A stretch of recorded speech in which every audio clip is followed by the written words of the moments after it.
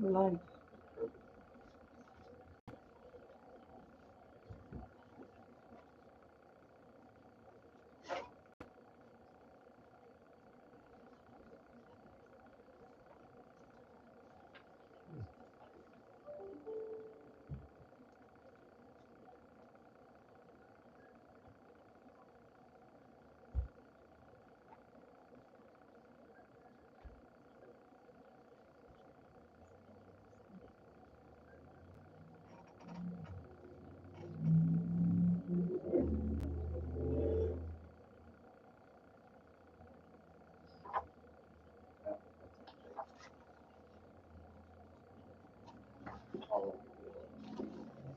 Yeah.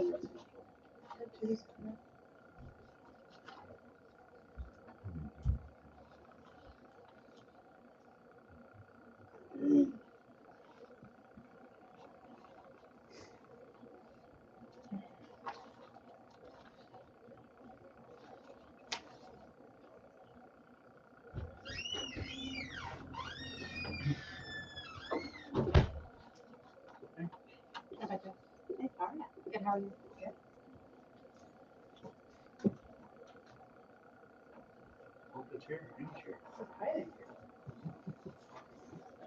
Good. So I can get this stuff out of your guys now.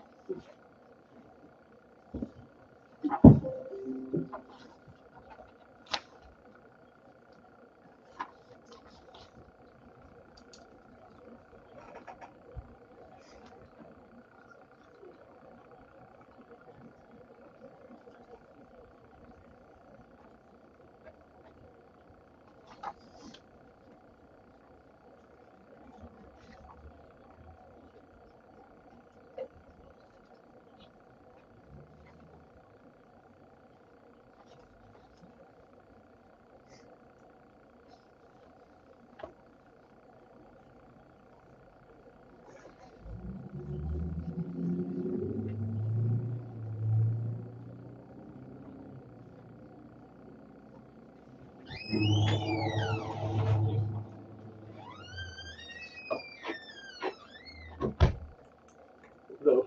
Yeah.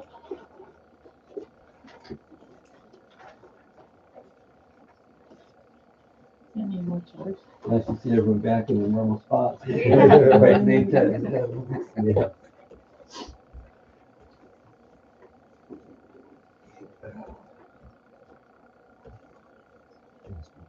Yes. Yeah. Are you at? Let's take that.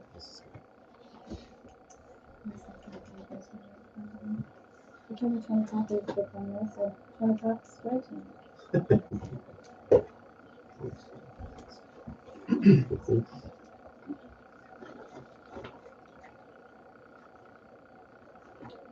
All right, got 6 o'clock. We'll go ahead and call the meeting to order. Roll call. Steve.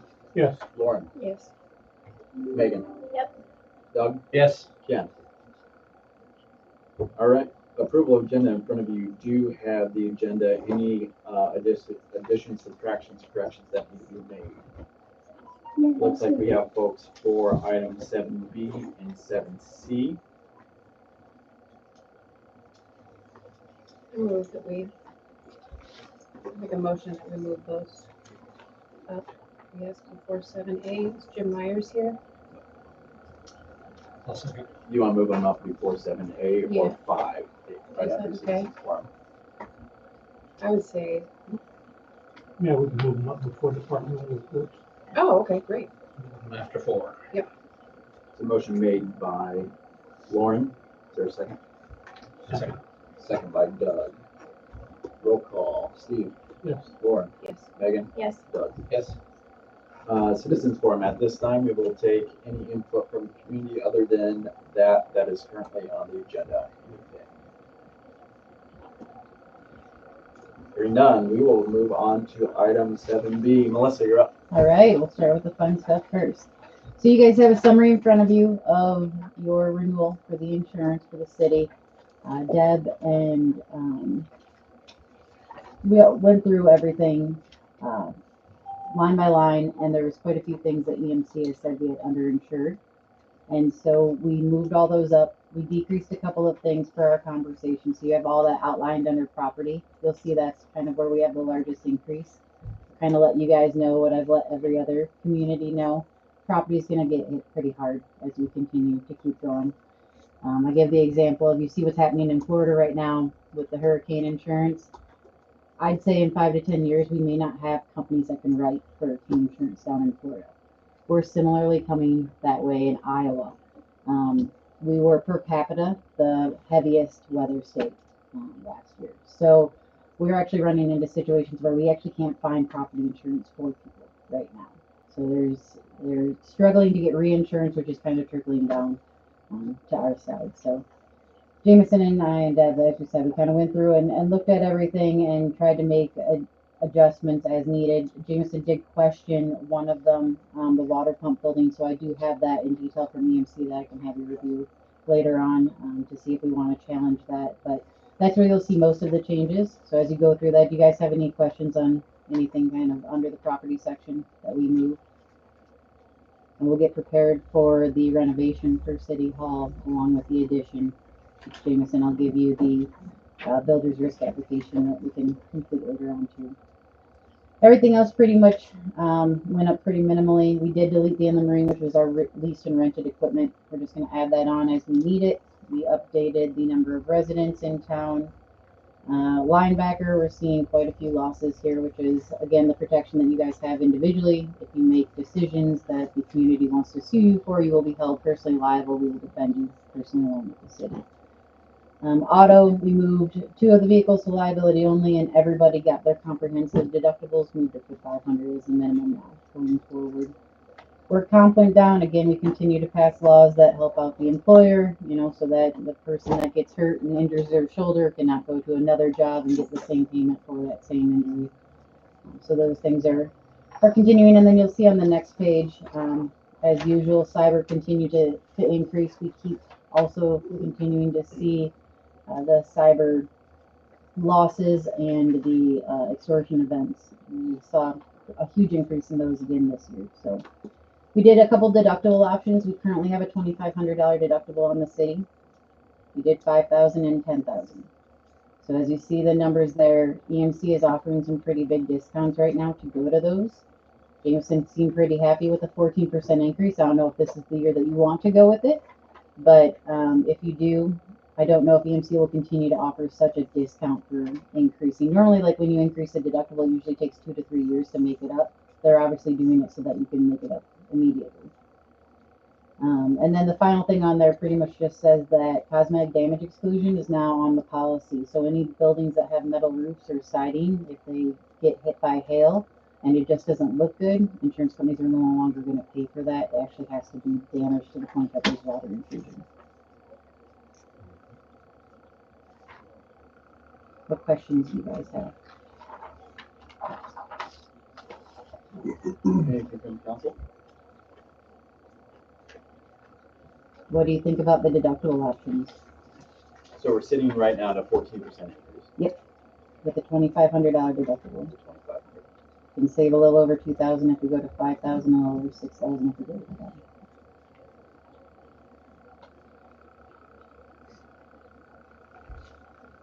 Raising the deductible is only going to, I would say, hurt at the time of a claim. Is that right? Yeah. You have to pay more. And so you also have to think of how much is our property worth. Because if you have something that's a $5,000 deductible, are you going to make a claim on that, or are you just going to pay for it out of pocket?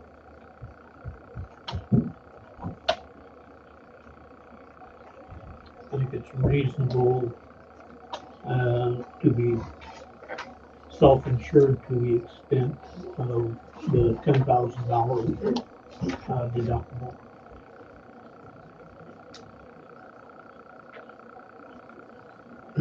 Take less than 2 years to pay it back, so. So you're thinking 10,000 deductible? Mm-hmm. Doug, you as well? And I move that. That's a motion made by Steve to go with the $10,000 property deductible that would result in a savings of $6,074. Is there a second? I will second. Second by Doug. Discussion. I'm picking my brain to be able to justify that. Help me. Well, if we don't have any claims for 2 years, we're bucks ahead. But, and it's a risk factor. Mhm. And if we do have something that's relatively minor, I mean, I don't call $5,000 or $8,000 minor, No. but we would save 6,000 by paying it ourselves.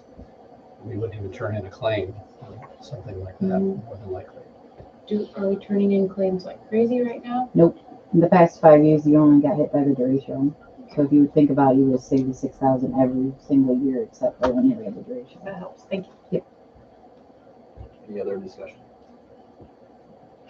We've had no claims other than that one For property. for property. Yep. Okay.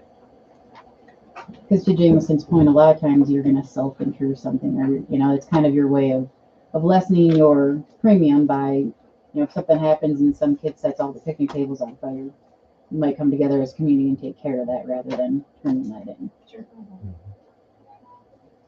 Hope that doesn't happen. It happens. She just jinxed us, James. Yeah, well, it happens at Casey's too. Yeah. Something with fire and Maxwell. Yeah. Any other discussion? Hearing none, we'll go to roll call. Lauren, Yes. Megan. Yep. Doug, Yes. Ken. All Yeah, we Steve. can. Yes, Approved. Anything else, Melissa? I have a $1,300 check for you for your dividend last year. So you can add that to it. Perfect. And then I will give you these. You can discuss those. Sounds like a plan. All right. All right. Thank you Thanks, guys. ma'am. See ya. Yeah. All right. We will move on to item 7C, discussion action on ordinance change from R2 district to allow twin homes. I believe, Bo, we have here, as well as the rest of the Rock Creek crew, and Becca, the realtor. You guys are up. Let's start. Was there any word back from the city attorney yet? on current Not heard. ordinance? Deb, have you heard anything back What? about the ordinance question on the R2? The attorney said that the two resident, whatever it was. R2. R2 twin homes. The twin homes would be considered single homes on one lot. Okay. Oh, Because somebody doesn't own that one lot. Right. Each of them own their own lot. So there would be no need to change the ordinance that we have currently. that's not correct. Not correct. No, because a single home, you need 9,000 square feet, which wouldn't be the lot size that he currently has. And For also single. side yard requirements. And side yard requirements. What are those side yard? 15 feet with a minimum of 7 foot on one side.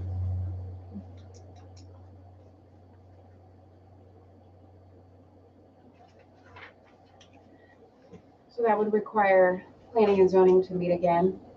Is that correct? Would require ordinance amendments. Correct. Which require public hearings and requires language. Talk to our building inspectors. With the ordinance the way it is now, he would not pass twin homes. Right. I did include what Polk City has in their ordinance that they gave us that he talked about.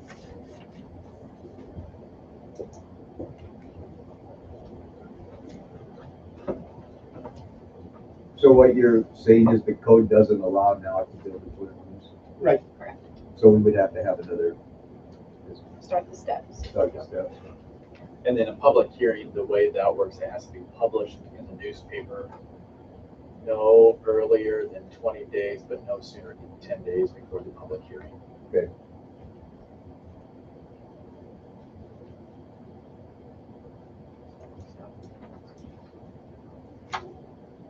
But it certainly is doable. Good thing we brought it up last week.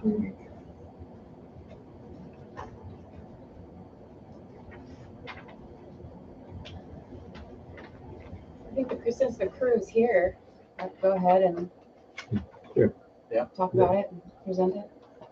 Want me to fire away? Yeah, give Okay, them something to well- look forward to. Yes, well, I'm Bo. I've been an agent at Central Killen for about 4 years now. I work on a team with Ethan and Roger Wheeler. He's been at it for 25 to 30 years, so if there's any questions you have that I can't answer, he certainly can. Homestead Advantage has been in the construction industry for 15 to 20 years, I want to say. As far as twin homes go, we have 2 plans in front of you. The first one is just slab on grade, so there's no basement. It's just over 1,000 square feet, 2 bed, 2 bath, and the price on those would be around $230,000. The ones that allow for a 3-car and also have a foundation and a basement, so the price will vary given whether or not you finish your basement, 3-car, 2-car, just really the finish level on the interior. Prices on those ones will be anywhere from $300 to $350. And then there's some pictures in there that show a couple units that were built in Huxley maybe 5-6 years ago, I want to say. And rather than an HOA, Homestead Advantage incorporates what they call a party wall agreement into with the buyers essentially. So ultimately, this party wall agreement governs those units. So puts more or less the control into the unit owners in between them. So really eliminates that neighbor relationship with the city. And we've done these in Grimes, Huxley, Madrid, Dallas Center, Woodward. With that, going that way versus the HOA, have you had any major issues? No. Honestly, it really takes a 3rd or 4th or 5th party out of the picture, and it just ultimately puts a lot early on the 2 people that are purchasing those units. So, yeah. Homestead Advantage offers a 1-year builder warranty and a 10-year foundation warranty. So if you were to purchase the unit and then sell the house in 5 years, that foundation warranty will transfer to the following owner. So, all that's in here. Not really fine print, but What's the square footage on the one with basement? with basement, Or what's the above ground? Yeah, and the so basement?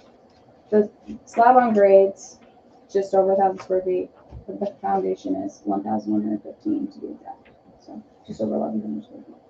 And then The and then basement the would be basement, and if you do 100. yeah, an additional 900, 700, depending on what you do. Okay. Main level is just 2 bed, 2 bath, and then we could add an additional bed and bath in the basement if you wanted to. Mhm. So, separate both plans. Yeah, so slab obviously is just 2 bed, 2 bath up, and then in the basement. But the 3-car garage, they've done it with a 2-car versus a 3-car. It's really just what the law allows more than anything. And it does sell pretty well. Mm-hmm. Yeah.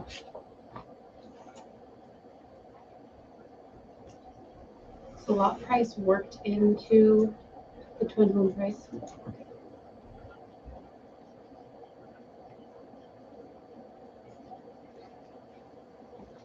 I'm not a construction person, but I have helped do some work. And understand the party wall, but in skimming through it, one thing that I could not figure out would be if you have to re-roof Mm-hmm. one side, the way shingles are done, they're woven together. Right. And so the agreement didn't seem to cover, On that second page is what you're talking about? referring They tend to? to cover, What page? the roof, and how a person would repair their part of the roof if the neighbor doesn't do theirs, or Mhm. doesn't need. So ultimately, when it comes to a repair versus just, I mean, derechos and everything, whether there's damage or it needs repaired, that, whether it falls on what side of the unit, that's who's liable for it. But ultimately, if it's aged 30 years old, the whole roof's gonna need it, both sides are gonna need it, so that's really how that. With the hail that we get, I've seen more roofs Mhm. damaged, than just wear out from age. Ultimately, it And comes down to those, the agreement of Weaving those. the shingles, in and out, you're gonna have to access the other side of the Right. property. No, and I understand that. That just ultimately takes us out of the picture, and they agree to, between the two of them, to replace versus. My There's guess just is no- the roofer's gonna say, yep, you Yeah. both need a new roof, And assuming, even if most of the damage is on one side.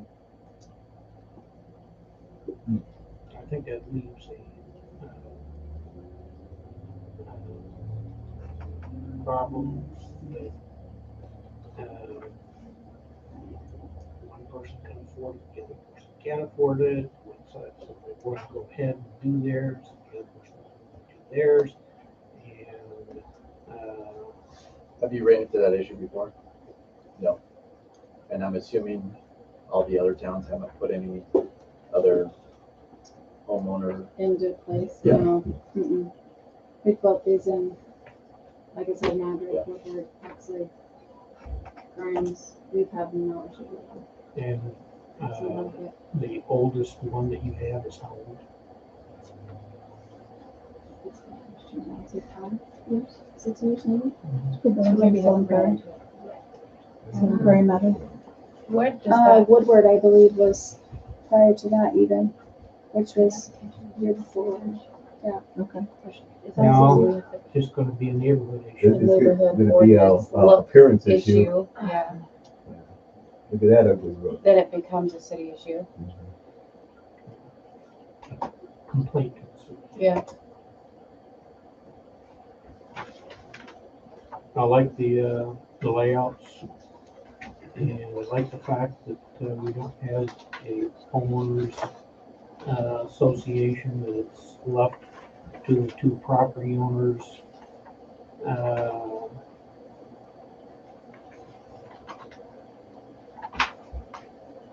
I just think that there are certain exterior things that don't seem to be covered by the agreement. The common party wall certainly is covered by the agreement.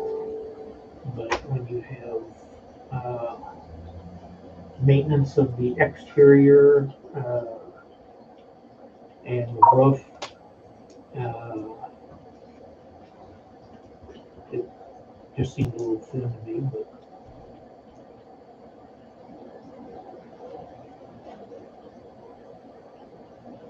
Personally, I don't think that's an issue on the city side. To me, that is up to the two owners of the property. And I don't foresee any issues arising for the city out of that.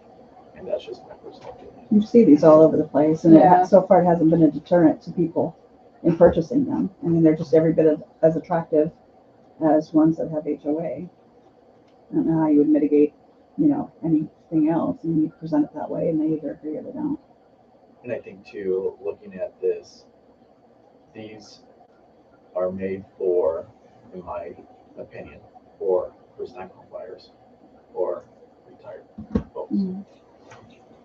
So I think, if you're looking at it as damage wise, homeowners insurance, they go that route. I'm trying to think of all the avenues that it would come to city, and I don't know if we need to worry about.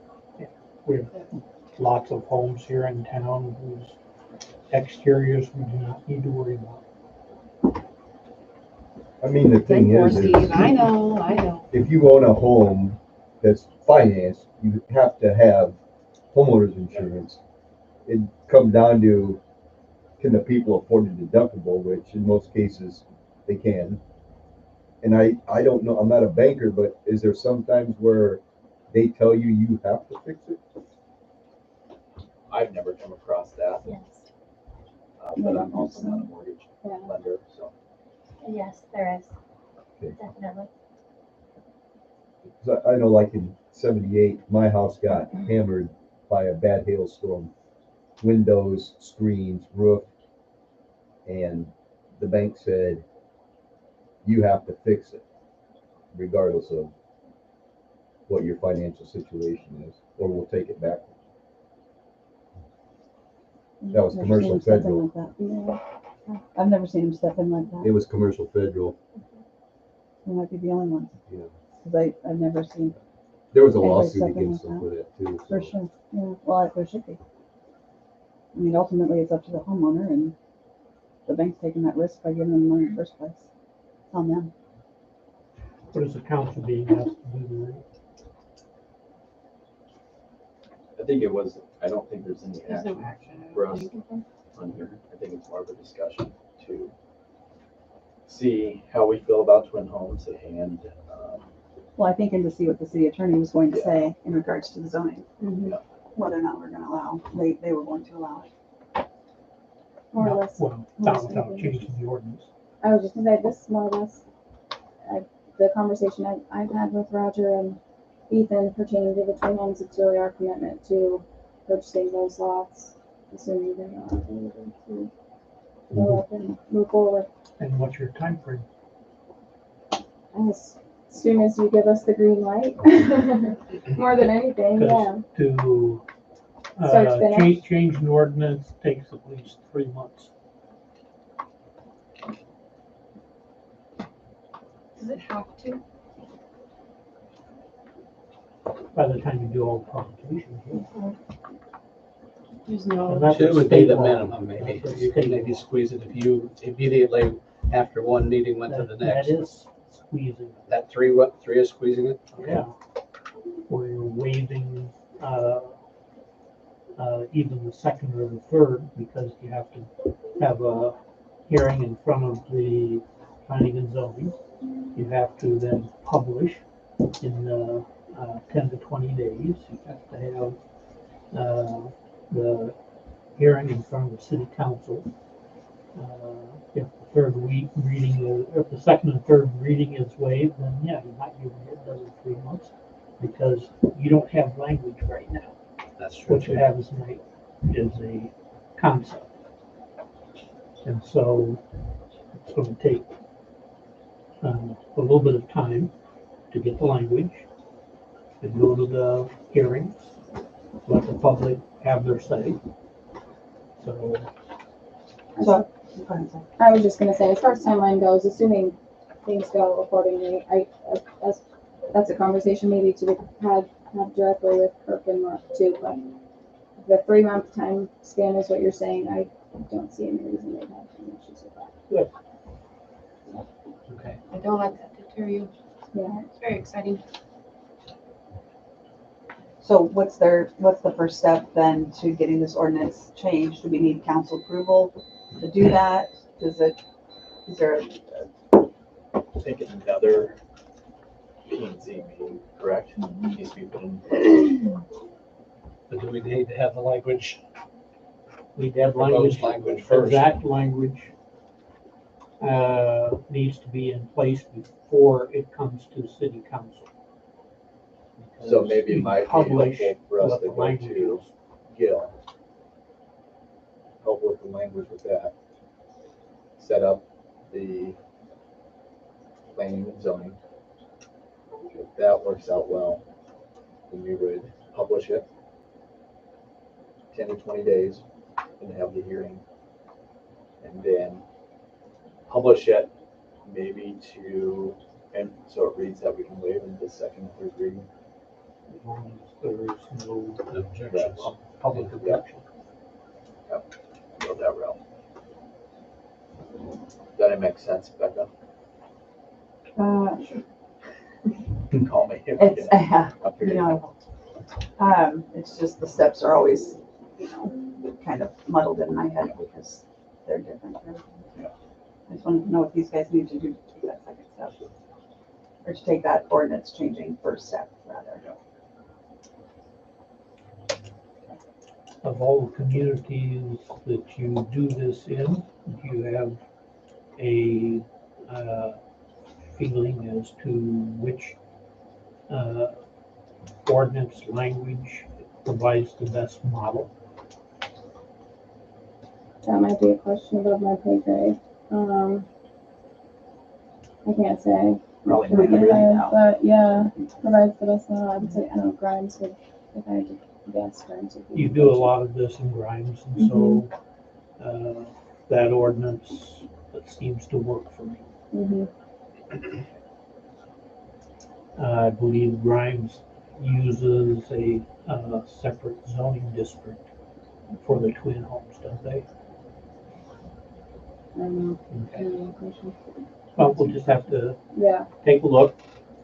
Deb, can you ask for a copy of Grimes's ordinance that deals with twin homes? Yes. Thank you. And that'd be the place to start. Bill's gonna need something to start. Yeah, Huxley. I was gonna say, if we're, Huxley if we're looking for a reference, I would just say we could certainly Huxley get might you be a Huxley's a second one. In little a couple, maybe quicker, even, yeah. yeah. Yeah, I would say Huxley's gonna be closest to what, You're working you know, with they started out small, so I think Huxley's gonna be closest to what you're gonna wanna see here. Honestly, the Grimes, they're already huge, it's not gonna, Yeah. it's not gonna be remotely close. So I would say, my suggestion, is Huxley. You guys do what you Well, they're building in like crazy. I went down to Bondurant. They're on the west edge of there in that town. To me, the concept of having the garages in the middle is kind of a buffer between the two houses look nicer in the pictures. Plus, it's less concrete in the front yard because you've got one huge driveway instead of two almost the same size driveways. I drove by them, they look nice. They're nice. Yeah, they're nice and clean, and you still got yard. Madrid would be another one. That would be, you might have. Where are they at in Madrid? You know, the Dollar General is? Yeah. Southern Prairie, I think it's called Southern Prairie. Yeah, is it right? Those behind that advantage. Dollar General. Okay, yeah, Okay, so a couple of those people. I think it's drive up there. Yeah, Couple just go west. Get off there. Oh, yeah. Yeah, there's a couple on Westview, that's it. So Might not be a hopefully, bad if we count thing. 3 months, by June, we're doing something. Well, how long is ground moving? Yeah, I mean, that's Yeah, we don't know yet. gonna take a considerable amount of time. Infrastructure, I guess would come too. But the sooner that we get an answer to the ordinance, I guess the sooner we can start. Is this kind of what is, I'm gonna say holding you up because we're not gonna do that, and I hope, but is this kind of what you're waiting on to take the next It steps? is. Okay. We want to make sure it's approved before we do all the final work with Snyder Sure. and engineering of it. Now, the picture you gave us the other day had 12 homes on 6 double lots. Is that kind of the number that you're looking at this point? Yeah. Okay. But a person could buy one of the other lots if they wanted to, or something else. Yes, for a You traditional might want single to build my own family house. would be there too. Yeah. And I don't know if this matters, but I did share that layout with some folks. They all thought it was great. And that was besides people at the coffee club, so. Did you get some earnest money from them? No, they know me better than that. I would like to, but And are you working with any other builders, single family dwelling builders at this point? No, not yet. But you have some that expressed interest on the single family. Yeah, I was gonna say, Advantage does a lot of single family stuff too, They so. do, yep, I'm sure do. Are the lots that are they gonna be available right away, or are you gonna build a specific amount of twin homes first? I think the timing will be such that twin homes will probably come in first, but it doesn't have to be that way. I think there's a few people that would like to, they've been waiting a long time. Yeah. So Right. if we had that available, Okay, Sell the lots. Yep, if we had at least a couple, that'd be great. I think that would go a long ways towards. Because that would put this whole street in, so. Well, yeah, would be exactly. So if we had one or two, and if those sell right away, then you could keep going. Seems kind of risky to me to be selling lots before you have a final plat. Oh, we're not talking about doing it until we get a final plat. I'm asking Okay. him what the projection was for how they're going to put them in. Because if they're gonna start on the twin homes, that's great, but if I have the option to go out and say, hey, they're building these, Okay. there's a couple lots available right now, I think that would be tremendous. Mhm. I mean, I know better than anybody, through the last 4 years, we don't put the cart before the horse, so we're waiting. Any other discussion? Cool. Perfect. Awesome. Thank you guys. Thank you guys. Bill, thank you. If you need anything, let me know. I think you guys did a good job of feeding these. Thank you. Yeah, we did. Discussed, you got everything discussed, there were a number of motions. But, I mean, it needs to be done right. It's a big project, so. Yep. Takes some thinking Setting a lot of precedent. out of the box. it was a good meeting. But I think in the long run, it'll be good for the community For sure. in a number of ways. Mhm. All right, moving on. Item 5A, Sheriff's Report. How are you? Yes, good, how are you doing? Good. I have a ton for you. There's a couple of thefts in town. I don't know if you saw those on there. Looks like the pop machine is broken into Oh, two different yes, times. Yeah. Saw that. And I didn't respond to these, so I don't know where the investigation is, but there's a couple of thefts out of Dollar General as well. I know one of them, they were caught and charged with the theft, but I don't know what happened with the other one as far as the outcome of it, but I mean, Is it a break-in? No, I think- During. yeah, it was during, I think someone just took groceries out their car and drove away on the one that Oh. wasn't caught. And then the pop machine looked like one had the lock drilled out. Yeah. And the other just had broken into, so I'm not sure what They used a big bit to drill it out. on the one, what did they do to the second one though? They tried to break off the lock. Okay. I live across the street, so Jay wants me to get up in the middle of the night and watch it. Patrol. Check them out. Then call you. Yeah. Being watchdog. Get a camera. Well, that does happen. Camera. We had a handful of Front calls, people calling in suspicious activity in town, which turned out to be nothing, but I mean, people are watching, so that helps us. We can't be everywhere at one time, but those are the things that stuck out on the report. I don't know if you guys have any questions. And all the,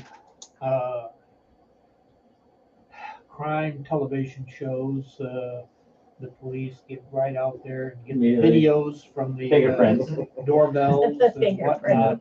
Bodily fluids everywhere. We don't have any video downtown. I don't think there is anything. What I saw in the notes, yeah. But is that something that maybe we should be doing?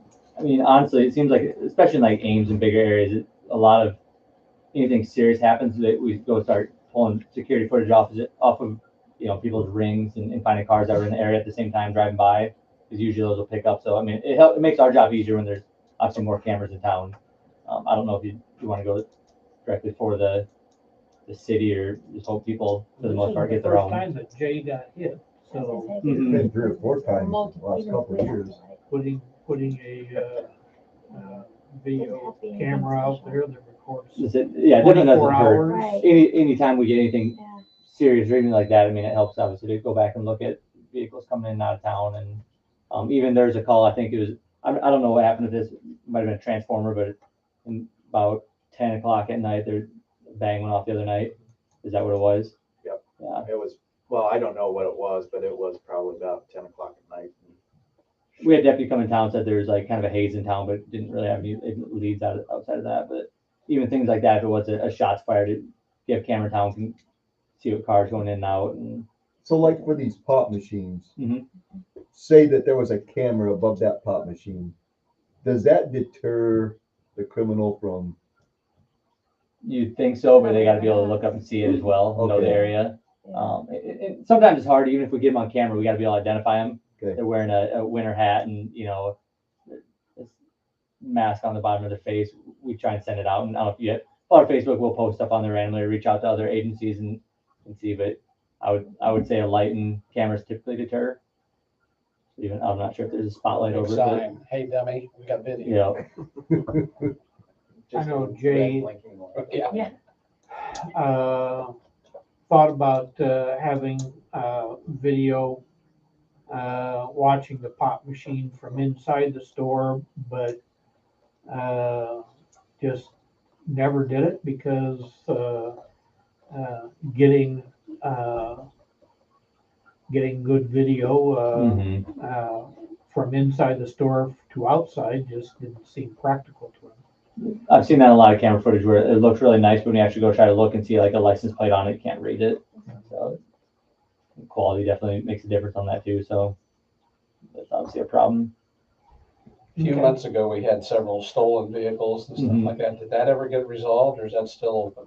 You know, I looked on our report, and I'm not sure what we've done with the actual thefts from then. I think a couple of the vehicles were recovered, if I remember correctly, in Des Moines. Yeah. I don't know if a suspect's been identified. Yes, one of them has been caught.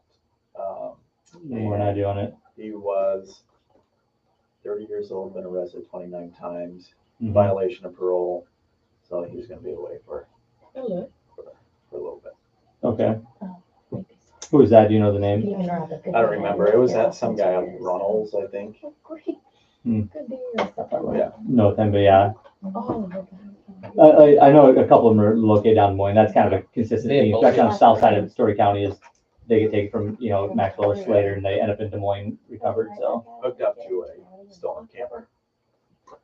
Yeah. is that the camper that this month had a report of a stolen camper, Did they? but it was, yeah, definitely not the, No, I think so. They caught this one a month or two ago. okay. I think it was the truck that was stolen at the co-op here in Yep. town. And they found it hooked up to a brand new camper. They found him, tried to take off. Camper was a little too heavy for the truck, and so he just gave up. That's, like I said, that's definitely a common theme kind of around the area. Not, I wouldn't say it's happened a lot, but we just had one the other night, came down from Mason City. Someone had their phone in it, paying it the whole way and recovered out of Walmart. So that isn't exclusive here either. I mean, I feel like just kind of consistent happening. So Yeah. lock your vehicle and keep the keys out of it seems to deter most of it. So Yeah, and some of these folks are smart. Like I think in this particular case, they pulled the radio out and took off all the antennas. So even if you had location services on your vehicle, you couldn't track it. Yeah. Mhm. They found two-way radios and everything. It was their daytime Wow. job. Hmm. All right. Anything else for Deputy Lentz? Nope. We're done. All right. All right. Thank you. Stay safe. Good night. Fire reports, number of calls 0, injuries or accidents none, any maintenance due to have air packs and jaws of life checked this March. Special events, time for fire and EMS physicals this summer, no future plans, nothing that needs to happen from the city. Anything from Tony on the fire department side? Okay, EMS department, EMS page outs 4, Maxwell 6, pages respond to 4, average certified EMS personnel per call 1 to 2, fire persons assist 1, EMS monthly training attendance 8, truck check was complete, CQI completed by Story County Medical. Doesn't look like any maintenance needs to be done on the vehicles. The call volume for 2022 is attached. It was for the year of For the year of 2022. 2022. Tahoe build is complete, waiting for lettering to come back to Carl's. Anything for EMS? All right, hearing none. We will move on to the library. Looks like total books, 203, movies 60, and attendance 174 adults, 144 children. Movie attendance was 35, STEM attendance was 10, Bridges 103, and 93 on hold. Anything for the library? Hearing none, we'll move on to public works. On the streets, we'll start fixing potholes the 1st of April. Once things dry out, we'll start grading alleys, excuse me. Parks, depending on weather and temps, we'll look at opening restrooms the 1st of April. pumped 1.4 million gallons, sold about 1 million gallons. Didn't get monthly bacteria sample in February, so we'll be getting a notice of violation from DNR. All we have to do is let everyone know what happened, and we'll be back to normal testing in March. Sewer pumped about 2 million gallons. We'll be putting UV lights back in and have them running on March 15th. Anything for Tony on the public works side? Why would UV lights out?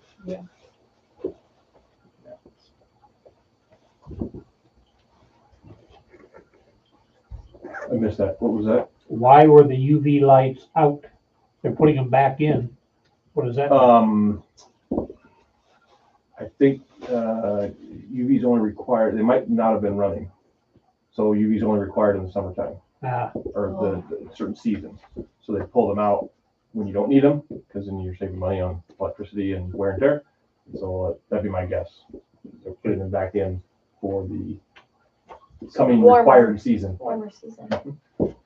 Anything else for Tony? Hearing none. Moving on to city clerk. Working on FEMA. Cat C is the last category. Clerical time should be completed in March. Working through endpoint replacements. Approximately 16 left. Planning and zoning board was held February 28th. You see the budget report and treasurer's report as well. Anything for Deb or Dee?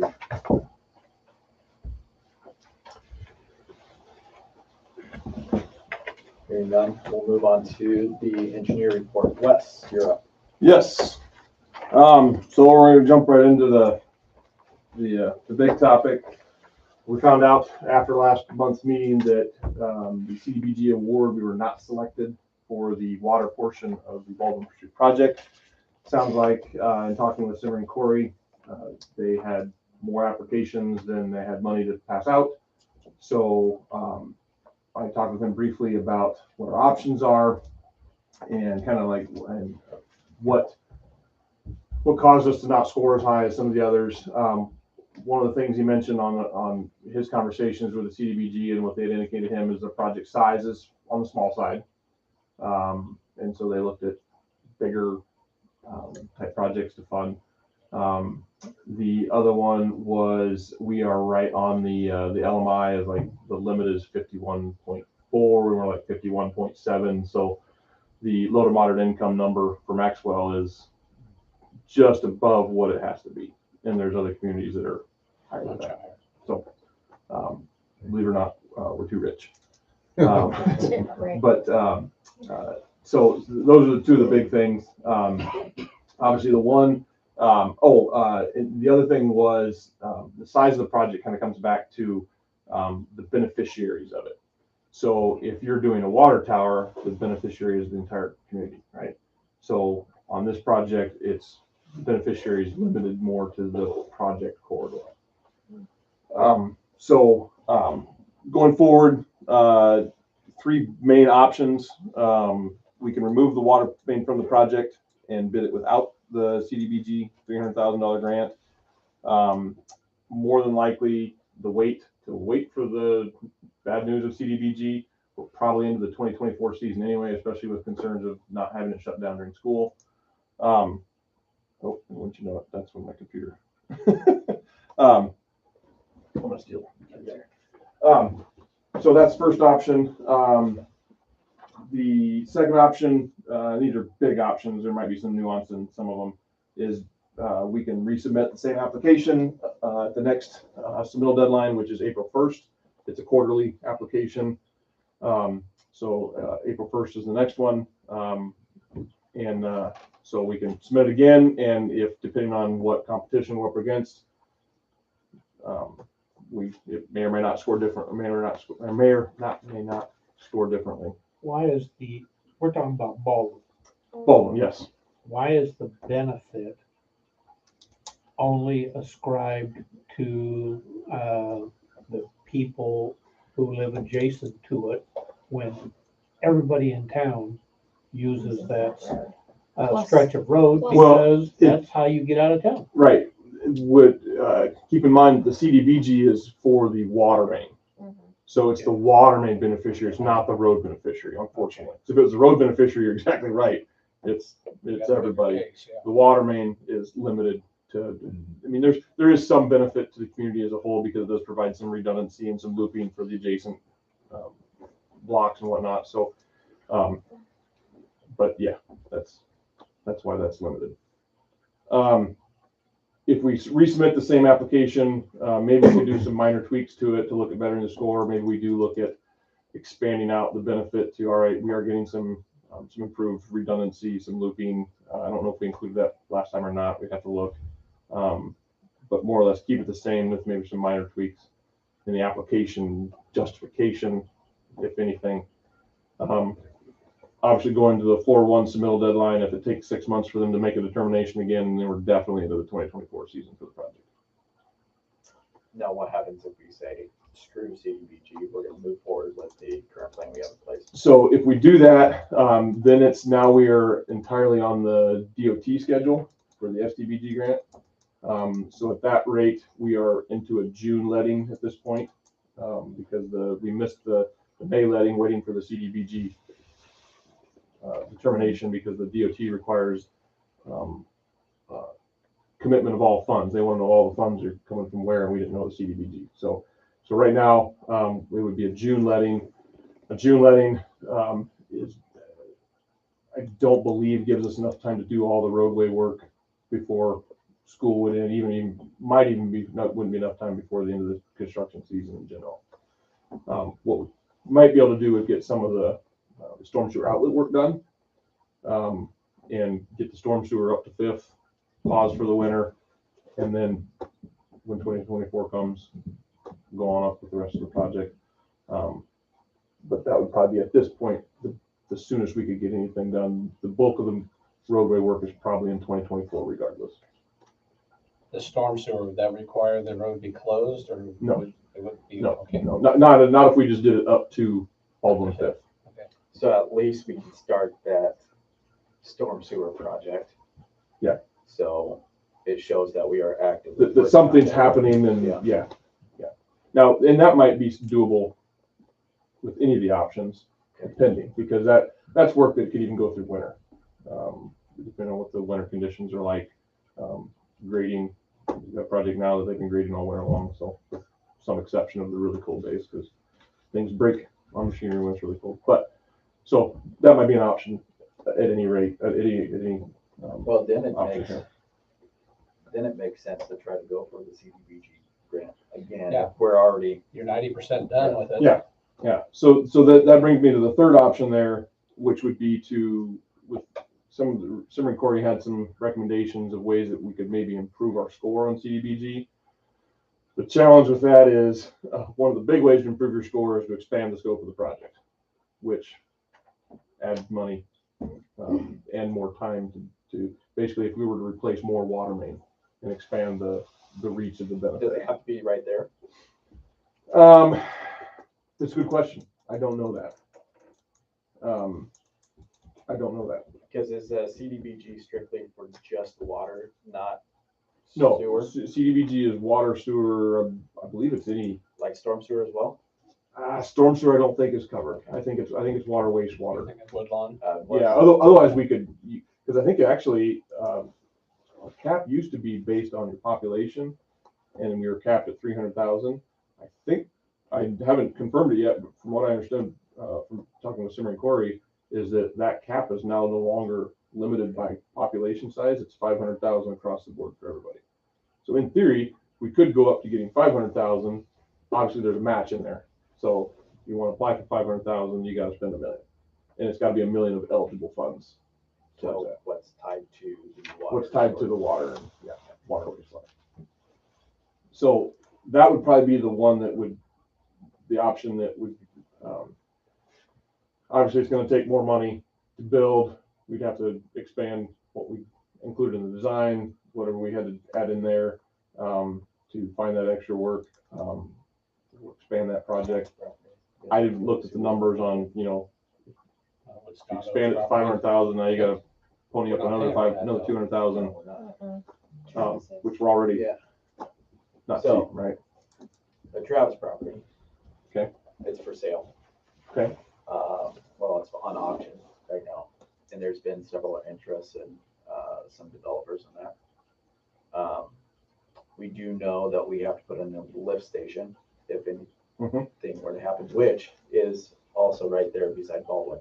Yeah. As well. CDBG will not fund speculative improvements. So they won't fund for development. They call it speculative, but it's got to be for people that are served or the existing customers Can already. you put a lift station in? Down there and say, Put a crappy one in quick and then we got to improve it. no pun intended. Yeah, no, yeah. Nice. Yeah, no, it's going to have to be improvements to, or to serve people that are already there. Okay.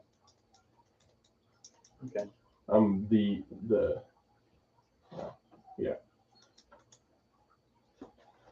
So obviously, and so that one would be one that is going to take significantly more work to figure out what that expanded project scope is.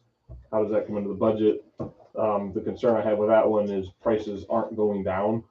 And I'm really worried about costs on everything the longer we wait. But Neither are citizen frustrations. right, exactly. Yeah, everybody has to drive down that road. Yeah. And yeah, so. But we haven't done anything with it for 3 years with the anticipation of this happening. Yeah. Some patching could make it more Will tolerable.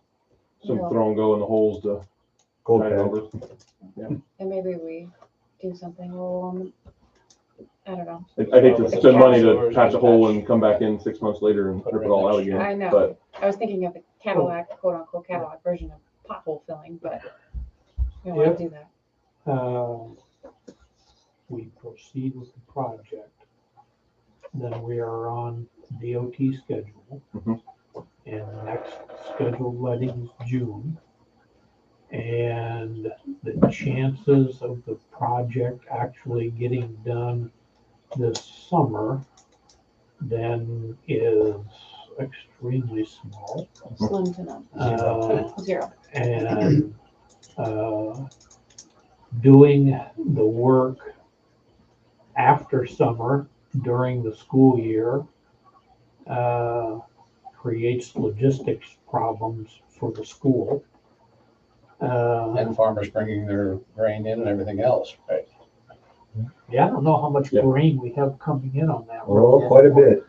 well, that was one of our justifications for getting the STBG grant because it's tied to the Landis Cooperative out east. So Okay. Yeah. And so we're looking at probably next summer anyway. for at least the majority of the work, I think it's most realistic. And if we divide the work up, like you said, does that lead to a probable increase in price because it becomes two smaller projects? Well, what I would recommend is not if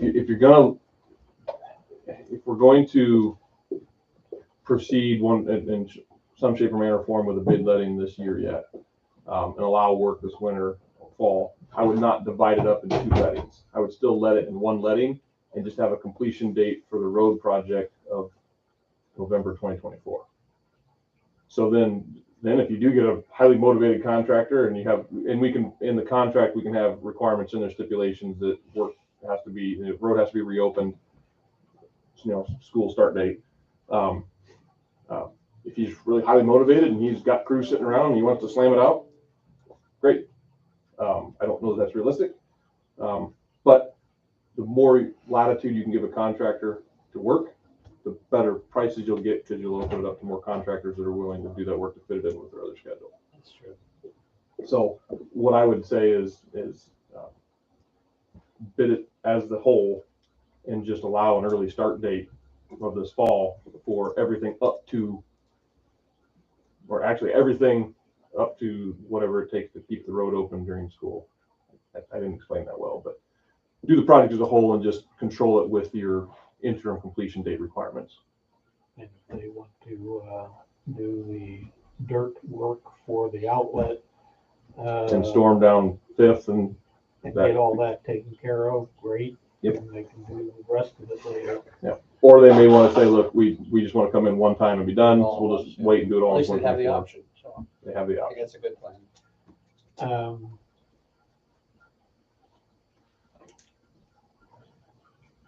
So if we proceed with the June, on the DOT schedule for June, then does that eliminate the, CDBG option? Yeah, it would, because the June, let's see, so, February 21st was the deadline for the May letting, so March 21st is likely the deadline for the June letting or somewhere about there. And when would the CBDG grant be done? Well, we wouldn't apply until April 1st. So if we applied at April 1st, then we're probably a fall letting, assuming CDBG even gets, the delay this time was, we just don't know what was going on. If they do that again, we don't know.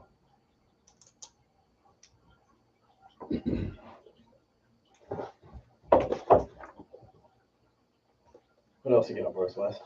Well, that's the big one. The other thing on that one is the easement acquisition. We've kind of slowed down on that, not knowing how it was going to proceed, but we're going to keep moving on getting that. We need to meet with Tracy and have that conversation because that may affect some things too. So I think we're ready to do that. If we're still on task to proceed with the project, just maybe with a slower date or slower rate, we'll keep moving on that. And Megan, if you're still on board for helping with that, I'll get in touch with you. Woodlawn, we've got a different item there. High school improvements. Doug sent an email, had some concern with the building location. I went out and looked at it before the meeting. Of course, I forgot my tape in my bag at home, so I wasn't able to tape it directly. But there are some incongruities with the site plan, just the way it's laid out. The fence line, there's an interior fence, an exterior fence. According to the site plan, the building placement is in line with those two fences. The way it's been set up is it's shifted further east 2 feet or so. Now, I don't know if those two fences are shifted west. So it without knowing that for sure, the email or the measurements that I had previously, I believe it was 35 feet off of the pavement, which is where the site plan showed it. By my pacing, it's close to that. It might be about 2 feet one way or the other. Measures 2 feet short. So, you know, we can certainly request verification on the placement of it. It might be that they have to come back and request a variance or a recommended site plan to let the city, allow the city to approve that changed location 2 feet closer to the roadway. It's different than the site plan, what it appears, but Different by 2 feet. Maybe is what it.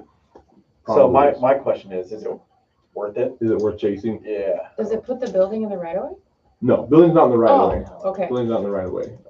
I don't believe. Are you No. sure? Because your 35 feet was the right of way, wasn't it? If it puts it in the right of way, then we have. Yeah, if it puts it in the right of way, that's a We got different issue. problems. I don't believe so, but now you got me second guessing. Sorry to open a can of worms. Yeah, no, that's all right. And your 35 feet was to the edge of the road. Of course, where is exactly the edge of the road? Because it's been overlaid several times. Has it grown? I don't think so, because I think that area is pretty, it's fairly easy to see through there. This is gonna take me a while, so, I'm not gonna waste you guys time with that. Let me look into it and see what that is. Yeah, maybe you can pull it up there. What's the half width? Maybe it shows the whole width. Oh, hold on. Turn the right way lots on. So it was existingly in the football field was. Yeah, the fence was in the right of way previously. Yeah. Oh. It encroached previously. If you scroll up, you might be able to. And it's hard to tell because the roadway's not centered in the right of way either. Thinking about it.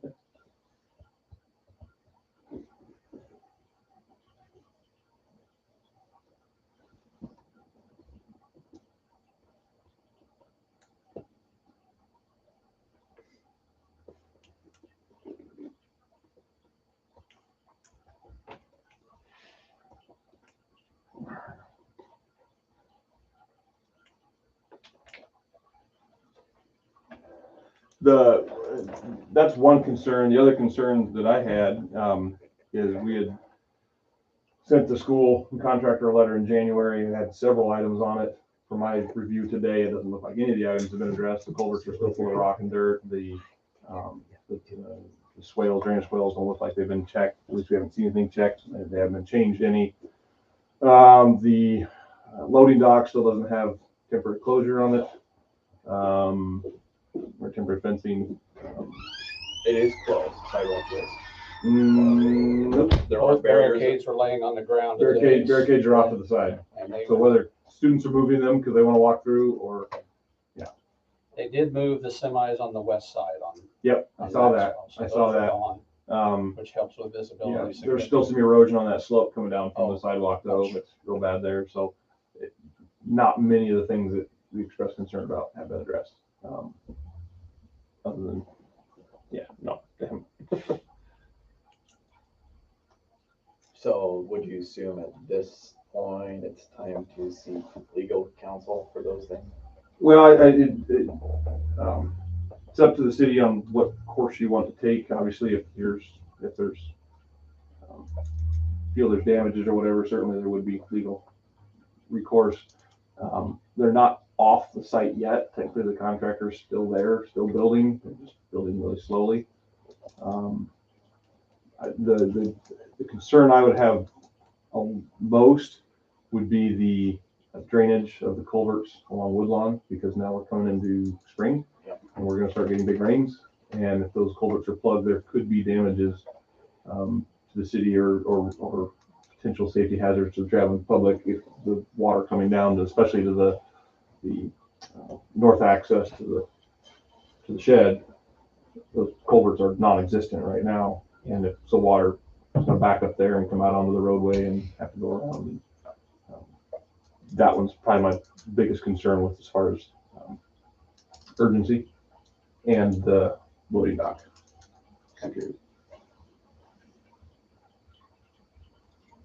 And I don't know what the best recourse is for that, whether it's safe builders, whether they have ability. Obviously, they don't think much of my letters, so I need a lawyer letterhead. There you So. They don't think much. You mean the school doesn't think? Yeah, the school's a contractor, yeah. So maybe that's what our next course of action would be to contact safe builders, have them inspect. Well, I think that, Snyder needs to go out and, do the measurement and determine whether or not it's encroached in the right of way. If it's encroached in the right of way, then it's obviously not following the, plan. If the building is too close, to the right of way line, then yes, it needs a variance. In either case, there would be justification for a stop work to be, put on it until the thing's resolved. And safe building would be the one who would post the stop work. I think, in my opinion only, I think the big issue, like Wes said, is the culvert. And if we're off by 2 feet on the building, we're off by 2 feet on the building. It's still a public entity, and to me, that's not a big If it's deal. encroached in the right of way, then it creates liability for the city. For us. We need to know whether or not it's encroached in the right of way. So I'll get the confirmation on where that is, measurement wise off the pavement. We'll get that for sure. And I'll let you know on that one. Measurement off of the pavement. Off the pavement is we don't have the survey from the site plan to know, to compare like in a CAD drawing. So what we have to go off of is a fixed point on their site plan. That won't tell you whether or not it's in the right of way though. It will, because the right of way is also shown on their site plan. So we know where the right of way is in comparison to the roadway from their site plan, and then what the setback is supposed to be to the building. It ties it all to a real point in the real world, because I don't have any CAD drawings.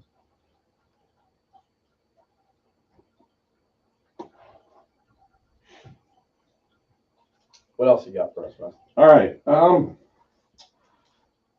water treatment plant, we got on the agenda on a separate thing.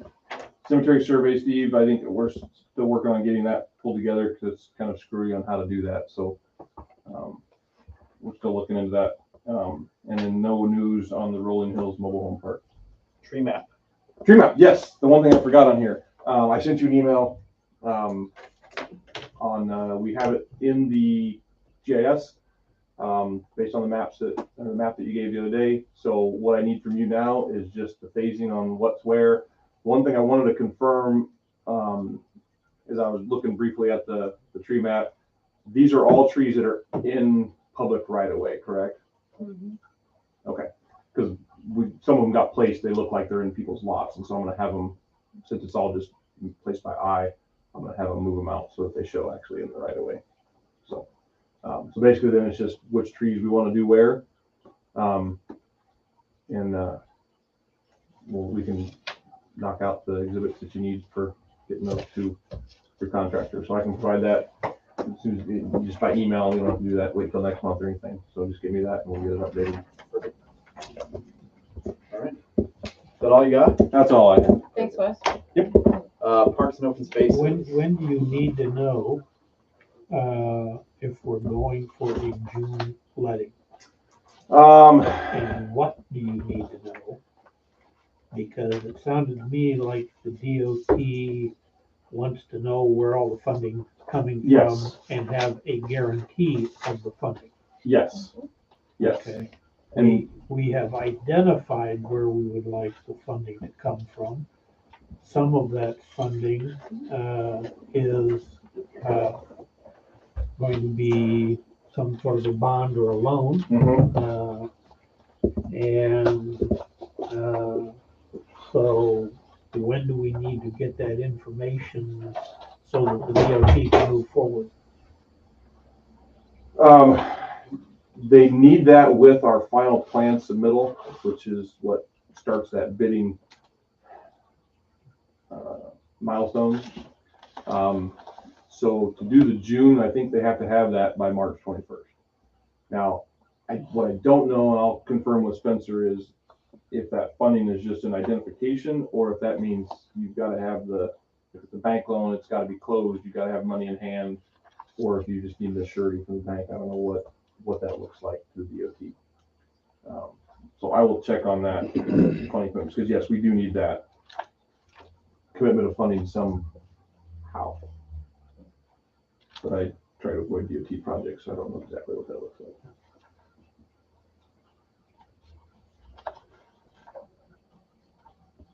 And theoretically, we could be our own bank and loan the money to ourselves and repay it over the 15-year time period. It's just would tie up. Well, and you certainly might do that initially and then get another loan later. As long as the DOT, that's satisfactory enough that you've got the financial wherewithal to do that at least, then you could always backfill it with another loan later that the DOT wouldn't care about, as long as it's funded somehow. Because if we do delay, and it sounds like that's what's going to happen, we don't need to borrow a whole bunch of money and start paying interest on it now if it's not gonna. Fiscal year 25. Until that, yeah.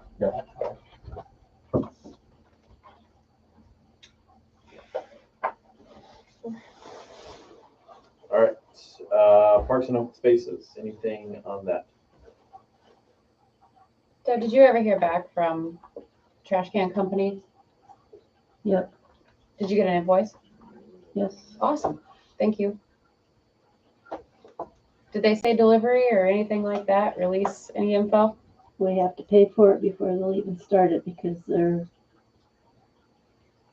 special orders. Okay. Do we anticipate a payment date? How does that work? Well,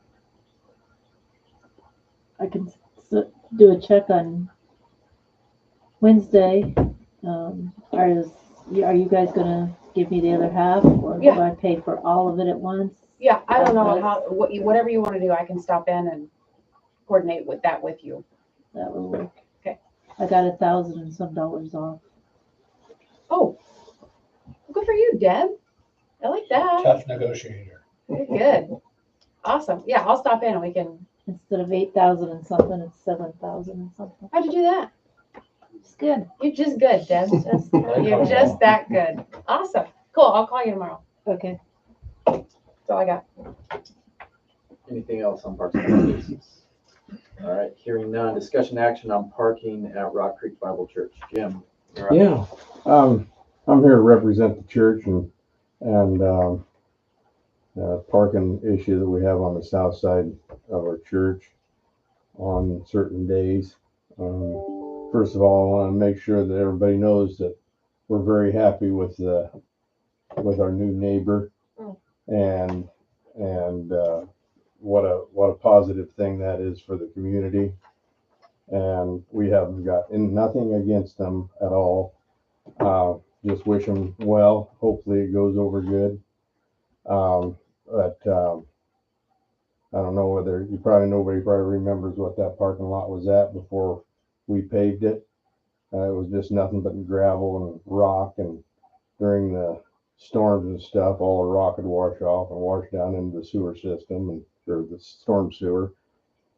And our members decided that we would clean that area up. So they voted to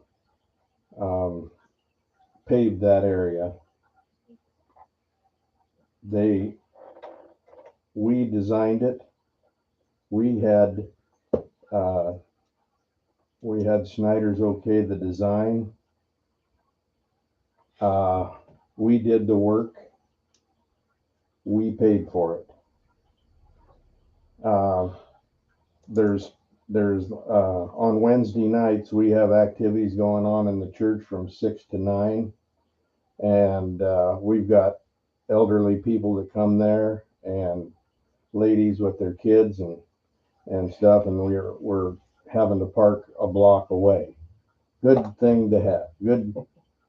It's a good thing to have.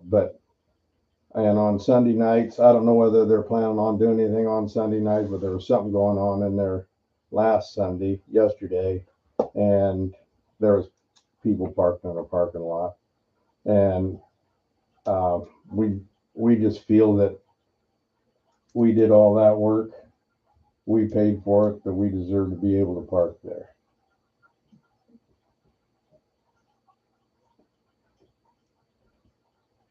You're talking this side, Jim, of That's outside. Yeah, right here. Is it Clear considered to the private? alley. We paved all this clear to the alley. Is it? It is considered private? How is it considered private? Isn't the clinics considered private? No, It's public. it's public. I mean, we push the snow off of it. We maintain it. City hasn't got anything, didn't do anything to help us out on any of it. So as far as I'm concerned, that's our parking.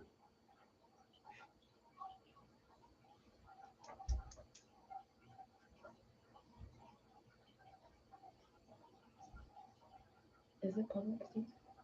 And, you know, they can use it any other time they want to. But on most of the time, all day Sunday, and from 6 to 9 on Wednesday, we'd like to have that for our parking. Have you had any, I'm sorry, Steve. Have you had any conversations with moms, employees, or come up with an agreement of any kind? No. Because I know that's public parking. And I know that that's, some people don't like to do that, but I'm wondering if,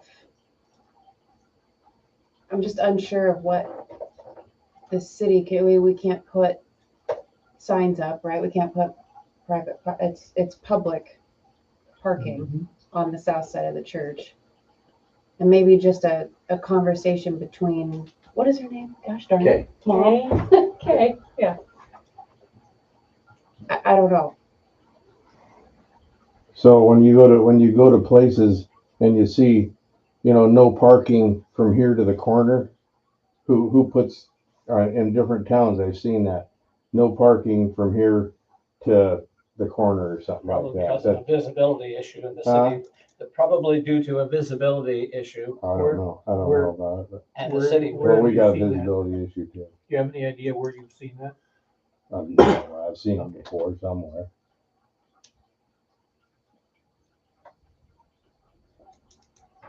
Unless you want to buy the parking lot from us and maintain it. We don't need to buy it, it's already ours. Then why aren't we the ones Then that are can we scooping help? it? Yeah, Well, it is, it's, Just asking. I'm just asking a question. Why aren't we the ones, then why isn't the city scooping it? the city provides snow removal for curb to curb. And if I know that when we push snow, we do that downtown curb to curb. There's really no reason we wouldn't do it there or school or other places, except property owners don't always want to wait for the city to get out there and do it. So my other thought on this, Are you saying that we do it before the city does it, before Guess the you're city just too gets in there? proficient at Rock Creek. Huh? I guess you're just too proficient. No, the last time it never got pushed at all. um, We didn't push it. Nobody pushed it. Hmm. We just let it melt. And if a lot of times I get in here and everything's pushed off Main Street and everything's piled up, and you know, I'm not saying anything against Tony. I like Tony. Don't get me wrong. But we have to go in there and push it out. what would happen if we put some handicap spots in there? Then anybody who parked there in violation of that would get a $200 fine. Okay. That would include churchgoers as well. Yep. And that's the trouble. But one of the problems that you brought up on Wednesday nights, you have some elderly folk, right? And you know, in the summertime, it really doesn't make, and little kid and people bringing little kids and stuff, when they got to park a block away and it's 20 below zero out and walk to the church. I'm just thinking if we were able to put some handicap signs that could possibly help part of the problem. Anybody who is a handicap parking sticker would certainly have a reserved spot for them. Yep.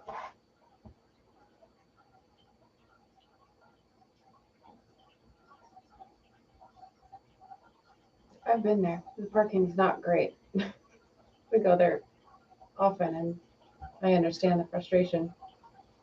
Mhm. I know Logson's complained about the north side of their building there that one time, and there's signs put up there. Yes, we could certainly put up a 15 minute parking limit if that you think that would help. Yeah, and we'll park there for 3 hours. Oh, that affects the church. You would be, and then anybody who comes in and complains about the fact that somebody's parked there for longer than 15 minutes, the city would have to go out and issue a ticket. Mm-hmm. Just like we do down at Logston's. How many tickets have you done there? How many? Well, I've done 2 in the 8 years that I've been here. But most of the time down at Logston's, people are in and out. They don't park there because they I don't see how come, important. why can't it be just as simple as no parking on Sundays and from 6 to 9 on Wednesdays? I don't see how come it can't be apply that. to everyone is the trouble. Huh? That would have to apply to everyone. Yeah, because I think it'd have to be an ordinance change, wouldn't it? Yes, the only way you can, Or church parking only from, if you want to go out there on private property, which would be your side of the sidewalk, and put up a sign that says no parking, Sundays and Wednesday nights from 6 to 9. You're free to do that. Okay, can we tell them? No. Can't go, There's no and- bite. And we can't issue any tickets on privately installed signs. However, just putting up the sign might be Yeah, I understand. sufficient. Yeah. We can try that, I guess. I would say that's really the best option, because you've been on city council, you know that the city doesn't have the authority to go out there and just force people to do things. We have to do it through the ordinance, right?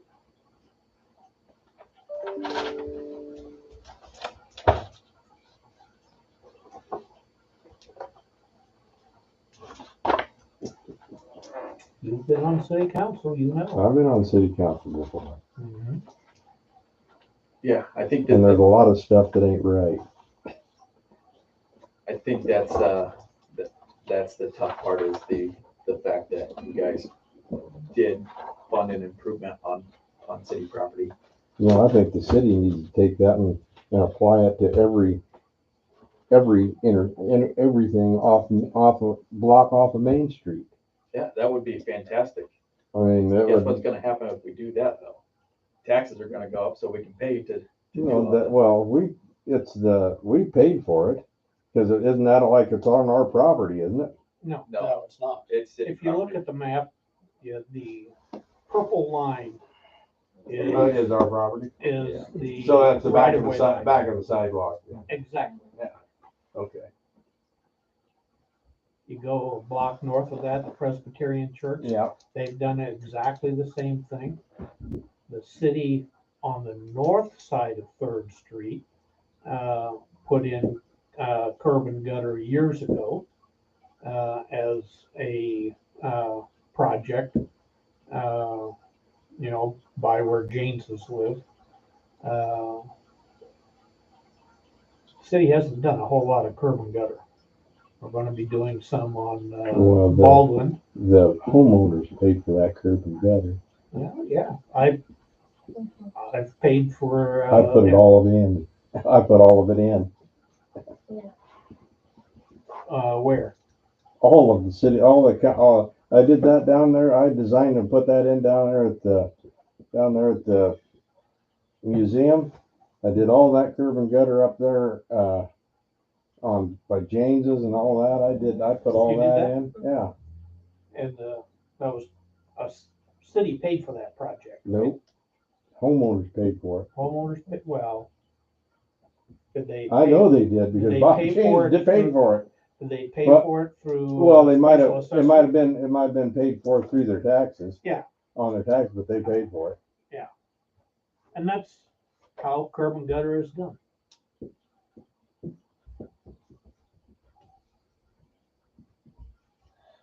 Well, we'll see I about putting would- some I signs would- up there. Yeah, I would suggest that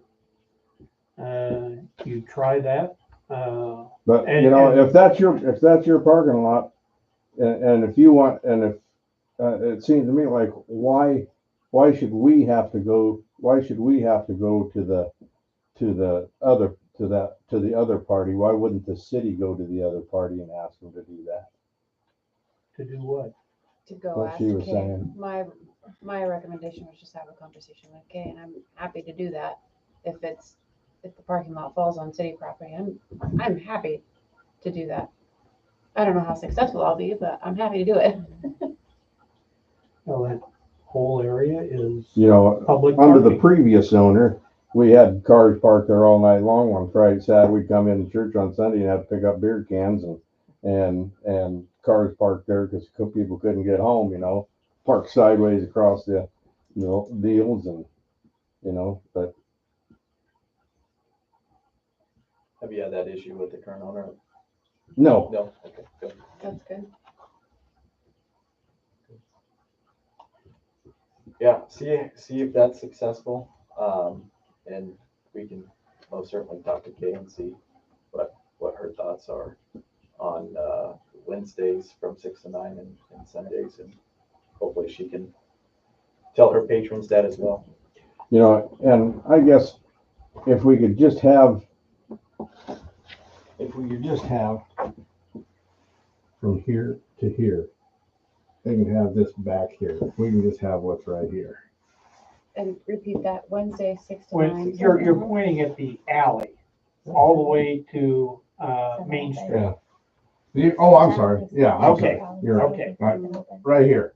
If we can just have this right here, they can have this back here. What making a standard looking no parking sign and having it lettered saying, no parking between signs, Sundays You know something? I hate signs. to, Friday. I got a mow around and they look terrible. Who wants to have, I mean, I'd have to put four or five signs up there on a post or Yeah, something. just two, one at each corner, no parking between signs. On Sundays and Sunday morning and Wednesday 6 to 9. Simple lettering. Where do you get signs made at? Fast signs. Fast Are they signs still is open? great. Fast sign? Yeah, I I think mean, it's Ames. Did you see now as you go out, we have a flag depository there that has a sign on it with an American flag saying to deposit signs here. I just went to Staples and with the design that I wanted, and they printed it on aluminum. So it only costs like we'll $20. try that. Cost $30. Thanks for your time. thank you. Thanks, Jim. Thanks, Jim. I'm just sorry we couldn't do more. 7D, discussion action on fiscal year 24 city bridge funding agreement. You'll see in front of you the IDOT bridge program. This has to do with the South Street Bridge project that they are funding. If there are no questions tied to this, I would take a motion to approve. You know, I had real problems when I read the contract until I got to the contract between the county and the city. Because the DOT contract says the city and the county are collectively referred to as the recipient. And then the recipient has all the responsibility of, if it goes over budget, paying the additional amount, has the responsibility of indemnifying the department and holding them harmless. That if the DOT terminates the agreement because they don't get funded, then we have to continue it ourselves.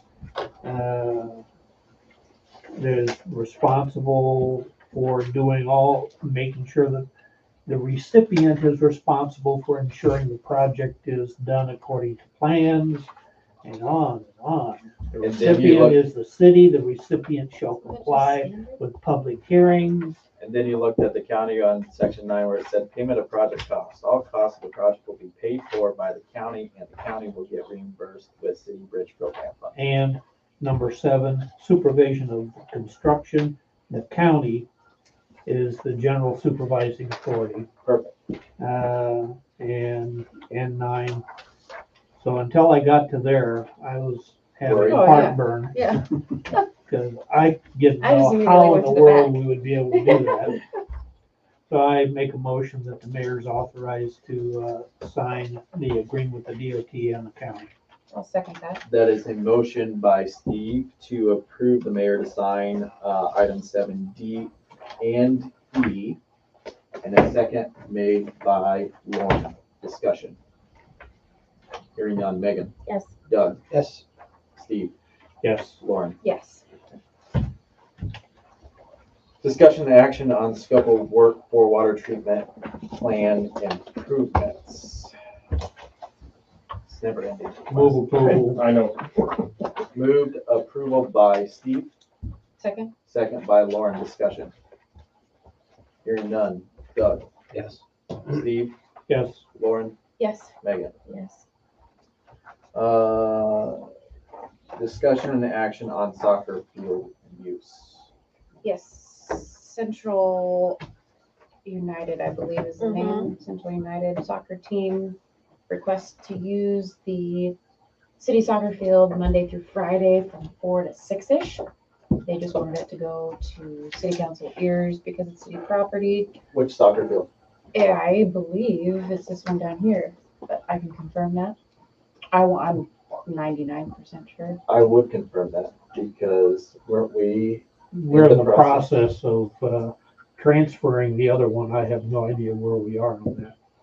So the only soccer field that is City owned. free, The one well, that's, they're I'm both pretty city sure owned we, for now. Temporary, Right. yeah. So if it's the one by Army Post Road, then I have no problem with it. I'm, 99% So is that a sure. motion? So moved. Motion made by Steve, Second. second by Megan. Discussion. Hearing none. Steve, Yes. Lauren, Yes. Megan. Yes. Yes. Discussion and action on library request for budget amendment. If you look at this, the library is looking for an additional $500. $2,000. They're requesting to move No. $1,500 from our salary line item in the budget. When We are when also- we approve the library's budget, we do it by line item, but they are not compelled to spend it by line item. They just get the chunk of money and They get Yeah. the money and they do with it as they want. So Yeah, the yeah. 1,500 notifying us that they're taking it out of salaries and gonna be using it on materials, I would have to say thank you to them for being open and informative. so they, Asking for $500 increase in their budget is what we would have to approve. And I would move that we give them an additional $500 as part of the budget amendment, which will be done before the end of the fiscal year. that's a motion made by Steve, Second. second by Lauren. Discussion. Hearing none. Lauren, Yes. Megan. Yeah. Doug, Yes. Steve. Yes. Discussion and action on Museburger proposal. If you remember correctly, 2 months ago, we approved the addition on the back pending our funding options. I wanted to put this before the council and get an actual vote, whether or not to move forward and put it into next year's budget. We did discuss last Monday that we weren't going to include it. So I wanted to make sure that that's what we need to do. Kenny did say that he's ready to rock and roll in April, so having that conversation with him, if we do not put it in, we'll see how that goes. So. And this is a vote to put it into budget, but not actually. However you want the motion to go. Do we have a, this was my question last time, but I didn't ask. We have a savings account for this project, is that right? We have money put aside Yeah. for this project. Yeah, the money that we put aside, Deb, you have to correct me if I'm wrong, but wasn't it earmarked as local, no, it wasn't earmarked as local option sales. It was just general fund money, wasn't it? Yeah, And I believe it's 30,000 that we earmarked specifically for. 30,000, but you guys took the sidewalk out of it. Was he interested at all or willing at all to do just this remodel without the addition? It didn't sound like he was originally, because he wouldn't even come bid on just this. Right. Was there a reason? Just I- maybe running into a bunch of stuff? Well, I don't think Well, I think it's a it's, small project yeah, for him. Just a small? And Small. he's busy enough, I'm assuming that the bigger project would be obviously more profitable for him and his time. The smaller project would not. So my question is could we send it out again as just a remodel? Open it to other bids Again, And who are you gonna call? because we did that the original time. I know, I've done that 3 or 4 times. okay, You're talking about just this, not the addition. correct. My worry is 15 years. We've been talking about doing something for 15 years. And like Wes said, things aren't getting cheaper. And interest rates aren't going down either. They're going to continue to go up. So how I see it is if we do not do this now, then it's not going to happen in the near future because of where interest rates are planning on going and trying to find somebody that will actually come back and do it. So you're talking as in the expansion, the addition? Yeah, everything. Yeah. When we talked about this at our last budget hearing, I felt we had decided that there were too many unknowns in the city financing to add another $275,000 in debt. We have Baldwin Street that definitely is going to require bank loans in order to complete. And we have no idea, we have no track record on having obtained bank loans other than through Geo Bondway. So with the legislature doing their squirrely things, I think we can afford Baldwin. I don't know if we can afford anything else. So it was approved subject to funding, and when we discussed this the last meeting, I didn't feel we had the funding necessary to do it and recommended that it be left off. And I haven't changed my mind. Now, if somebody can figure out how to come up with $275,000, then great. We could certainly put it, add it to the budget. We had the line items that showed how it could be done, but we still don't have the funding approved. What we have is $275,000 shown as revenue, which we don't have, but $275,000 shown as expense. Yep. So, And I respect that. I do. I just wanted to make sure we were all on the same page. It would be nice, but I just hate to borrow more money on top of money at this point. That's why I wondered if you would just do this, that might be. If we get Baldwin done, and it appears as though we have funding capacity to do another $275,000 worth of debt, I would have no problem doing a budget amendment next year, in the middle of the year to do it.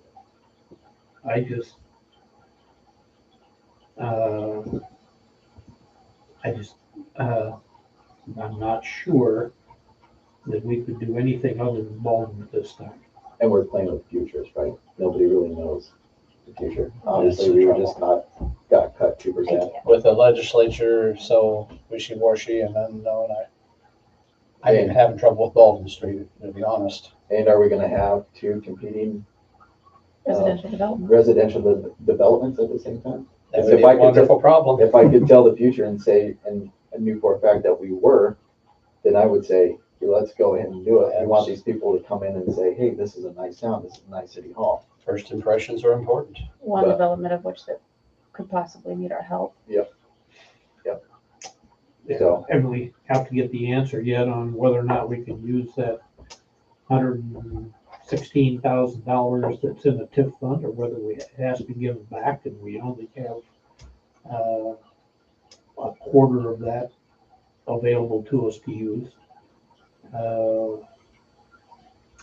So there's just so many what questions. Too many If unknowns. if it's in the budget, does that mean, Doesn't have correct to me if I'm wrong, it doesn't have to happen, correct? It just means that we would be putting money aside for it? Or could we continue to do that without it being in the budget? How does that work? If we're gonna put money aside, that needs to be in the budget. Okay. And currently that is not Currently, No. it is not. part of, none of it is. can we, and maybe this is a discussion for item 7L. If we currently have, we'll say 20,000 or 10,000 in that, if we add another 30,000, create an actual line item, because right now it's just sitting in the general fund, right? We don't have a project. I asked Deb to create a project fund for the city hall so that we can transfer what money we have from the general fund into that project fund. If we want to budget more money for that next year, we can do that. And what we would be doing is spending down cash balances, but our cash we have, from according to the treasurer's report, I mean, you look at an additional 20,000 instead of an additional 275,000. Looks a little better. Then I can do that. Mhm. And who knows, maybe there's some things that we can do on our own. Because like Deb said, there's a couple things that we probably need. Shelving. Paint. Shelving, I want paint, I want flooring. Flooring. These chairs over here need something to be done with. Whether we get new chairs. Whether you throw the chairs out, use folding chairs, give me some new fabric so I can reupholster them. I don't care. And I'm not a construction person, so I don't know how much that would Yeah. cost. If it would cost 10 grand, then it's in budget for this year. That would cover most of the flooring. At least. I would think so. I've been asking for flooring for 15 years. And look where we're at. Is that just gonna take us doing it, or can we bring in husbands and they do it? I mean, obviously, we don't wanna send out a bid to get flooring done. Do you just get help? Whatever happens tonight, I'll relay back to Kenny tomorrow. I think you guys need to do a committee to get this done. There you go. That's not a bad idea. Who wants to be on that? Don't all jump at it at once. Well, I think you and Dee should be part of that conversation. You guys are living in it all day, every day. So you and Dee and myself and maybe a council member or two. No, just one council member or two council members and not me. Well, I think you and You and two can go. You and I two. would help. Okay, it's not Yeah. considered. No, I not guess unless not. there's 3 council people. Me, Doug, So make the motion that the line item stays to quote unquote save for the project. Okay. A it stays off the budget for this fiscal, or for next fiscal year. And a committee should be formed so that we can talk about, or so that it can be discussed on in-house projects that can be done by the committee and volunteers instead of, Going out to bid. Yeah. So motion made by Lauren, Second. second by Megan. Discussion. Hearing none. Lauren, yes. Megan, Yes. Doug? Yeah. Steve? Yes. Perfect. Thank you guys for your help. Item 7J, discussion and action on cleanup day. In front of you, you do have last year's flyer. Last year's date. What are we thinking? The first Saturday of May would be the 6th. Are we gonna do a cleanup day? First of all, think about how much we're being charged. I don't know what that was last year. 1,500 roughly, Deb. No, that's Dee's area. Steven? What? We set aside that much in the budget. Okay. We didn't spend that much last year. Okay. I think it's crucial that we May stick 6th. to it. I am gone, but that's okay. You can do it. Yeah, I was gonna say, I'm I've got a I'm- granddaughter I'm- graduating. yeah, I was gonna say, it's supposed to be in Can we do July. April? Or is that too It might be too Icky. early. icky?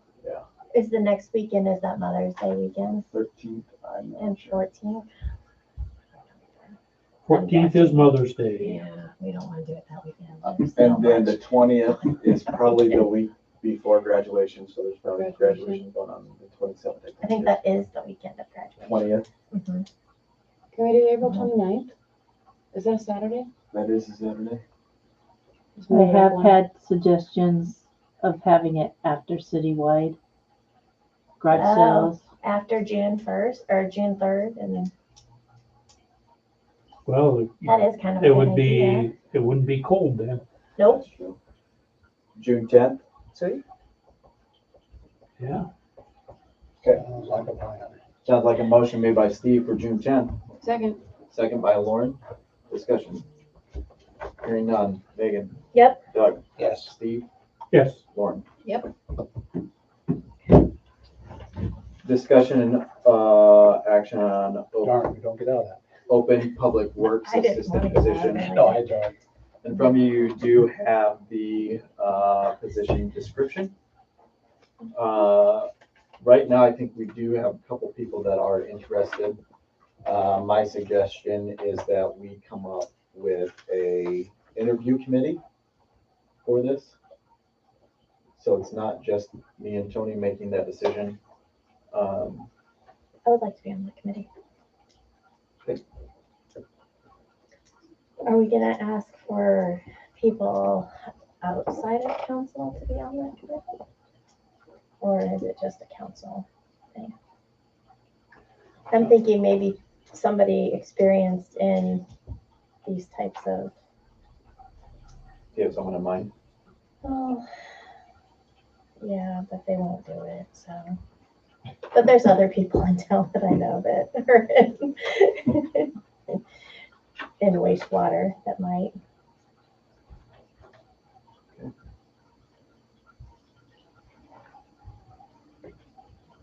One of the physical requirements is lifting objects in excess of 90 pounds and carrying it 10 feet. How often is that a requirement? And is it a requirement? Can tell you that. I think that'd be one thing that the committee should investigate. If it's a reasonable job requirement, then great. If it's not something that we're going to ever need or enforce, then it should be changed.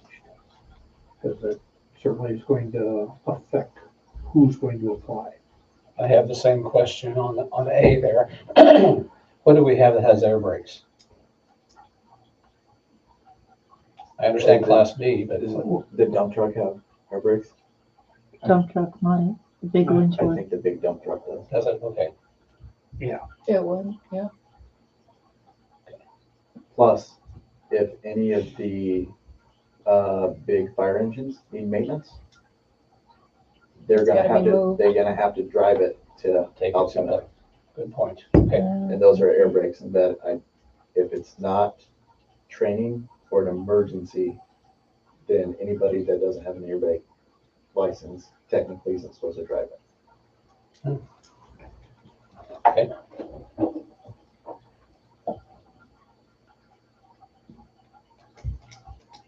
And is there a requirement that,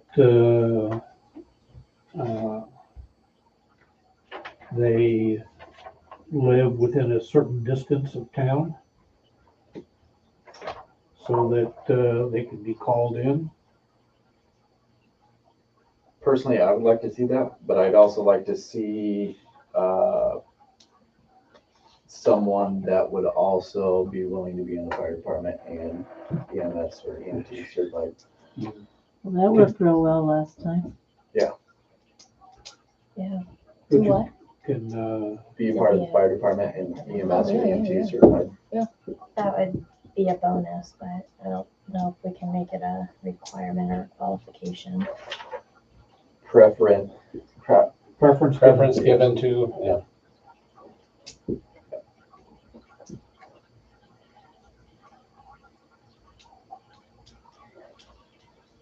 do we also have to give preference to veterans? Yeah, I mean, I think we have to abide by the equal employment opportunity. And EEOC. But that would be something in the job advertisement as opposed to the position description. Right. And we certainly, so whether we say preference given to somebody who lives within a certain distance of town, or whether we make it a job requirement, I think I'd leave that up to the committee. so it sounds like that was a So, motion to, approve the job description, with adjustments determined by the committee. it's a motion made by Steve, Second. second by Megan, discussion. Hearing none. Doug? Yes. Steve? Yes. Lauren? Yes. Megan? Yep. Okay, discussion action on budget planning for fiscal year 23-24. So I need to make adjustments on the insurance. What did we have in there? Do we have a 19% increase? We had, an estimate, let's see, So I'll tell you this, when we originally had our conversation last week, it was supposed to be a 26% increase. That's what we were looking at. I think we had like 71,000. That we were used as a budget figure.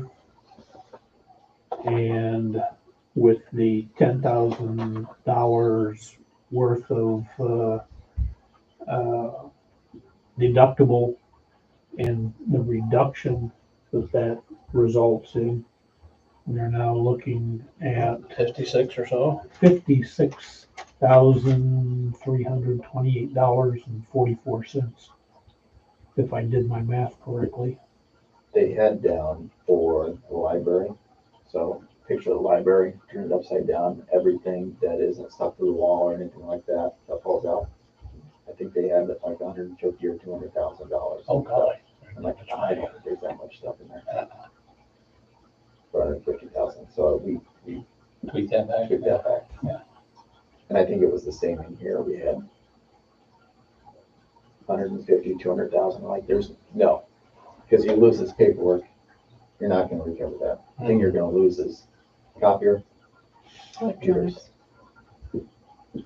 Yeah, you won't have Well, with 10,000. with that going from 71,000 to 56,000, that's like, what, 3/4 of the, a little bit more than 3/4 of, what we had budgeted.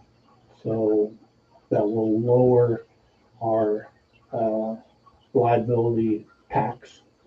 It'll lower what we're gonna be charging for, the two townships. And lower how much we need to set aside on water and sewer, which helps those budgets.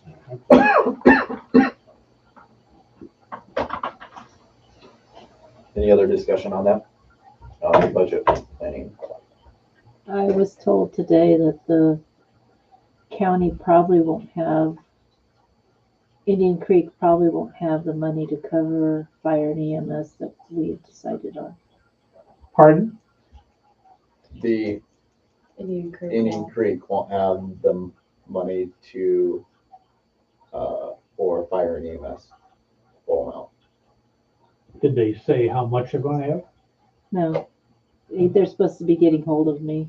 Okay, It was just told to me today and I said, get hold of me as soon as possible so we can set a meeting up or do something. Cause we'll have to adjust things on our end. Yep. Which was weird because there wasn't a conversation unless County Yeah. didn't before. allow them what they asked for. Oh. On the 911 meeting today. Oh, They didn't talk about that at all, so.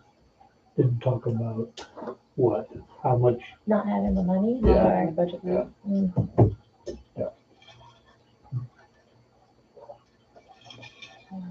They had started 16 minutes late.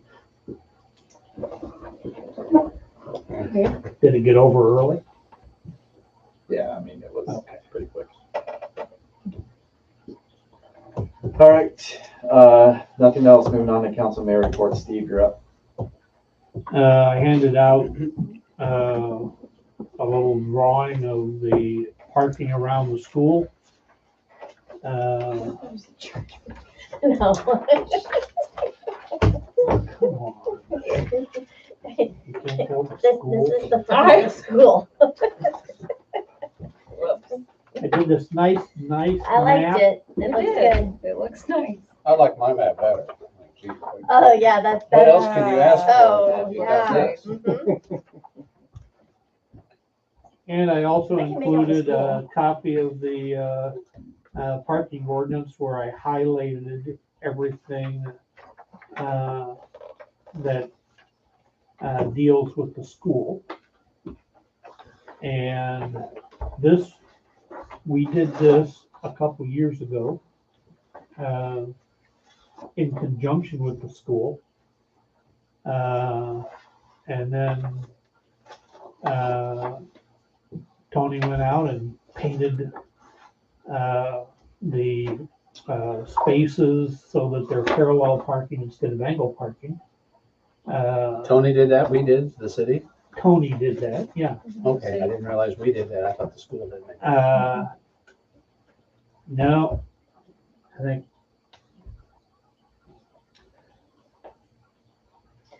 So can I just ask, are the highlighted things they're not in compliance with, like they're not doing, or these are just things that, these no are things Depend that in the this ordinance says, this is what we have to do. okay, This is, gives authorization to do things such as,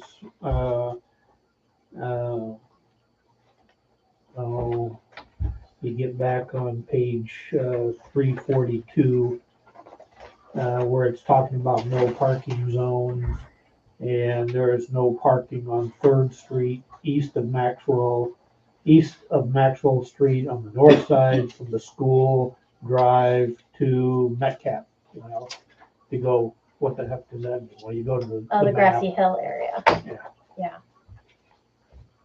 And so I tried to show on the map all the no parking areas, where the ordinance says that there is handicap parking. And they've gone out and changed things. So we probably need to amend our ordinance to reflect their new configuration. And I would say that we should sit down or go walk around the school with them and find out what's going to serve their needs the best. This shows approximately 75 on-street parking spaces for the school.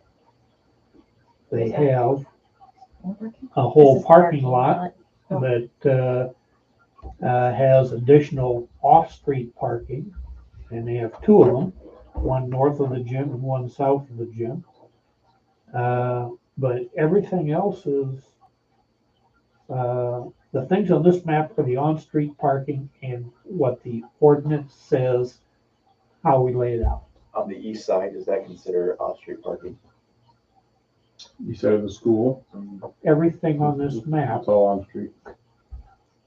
On the east side it is? You're talking about the east side of Metcalf, Yeah. next to Remember? the stadium?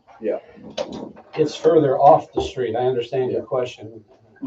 half, maybe the front third of the parking space is on private property. 2/3 of the car is on public street. So those would not count as off-street parking That spots is either. not off-street parking. They have to be that is- completely off-street. That is on-street parking. Unless they were to park in parallel with the curb so that the whole car is off the street. And right down, that's not the way that it's going. No, Yep, their head it's is. split in half and half right now. And how many parking spots is that? On the east, 20 on the south, and then 4 up there by the building. Straight east of the old main doors. There's 2 on the north and 2 on the south. What are you talking about? You have 20 on this one? Picture's worth 1,000 words.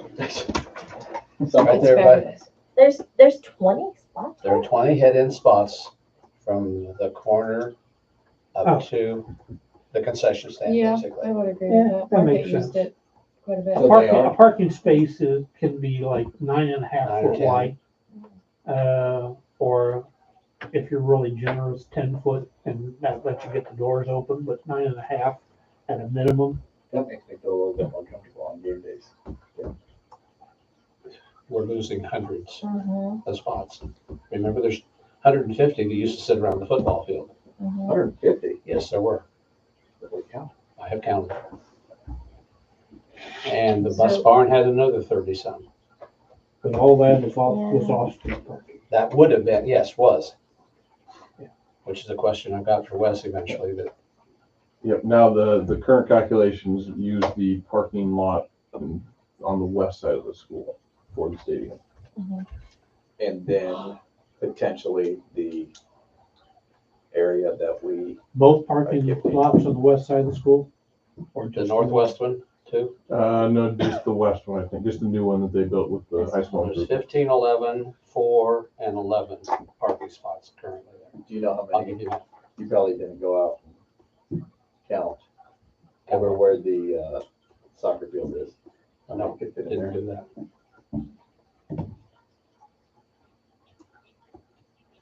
Because that would be interesting too, to see how many would fit there. And Now if you're they're- talking 3 deep, they're gonna be parking on the soccer field itself. We got the shot and discus that, and they park there. I would say for football games, we can, most certainly. Should be able However, to, yeah. If it's track wet though, meets, you're gonna cut you're up. gonna have a lot more people at track meets if you're gonna have 10 teams. However, you go to Newton, You walk a you're long ways. parking 10 blocks away. Be no different than people parking on Main Street and walking to the school that route.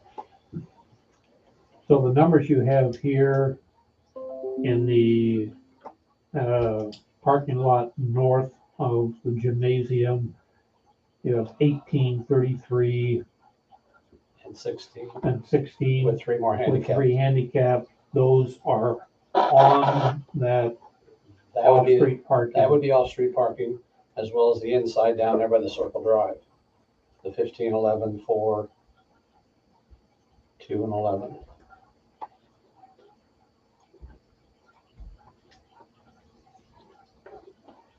Fifteen, 11.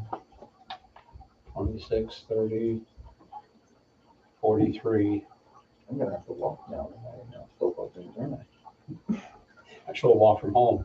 I always walk to football games. We walk. Yeah, I was not I'm too lazy. dealing with off-street parking. Yeah, you were dealing with Well- on street. What we need to do is update our ordinance to reflect what the school wants for on-street parking. Because if you look at the east side of the school building, the ordinance shows parking places that I don't think exist anymore on the west side of Metcalf.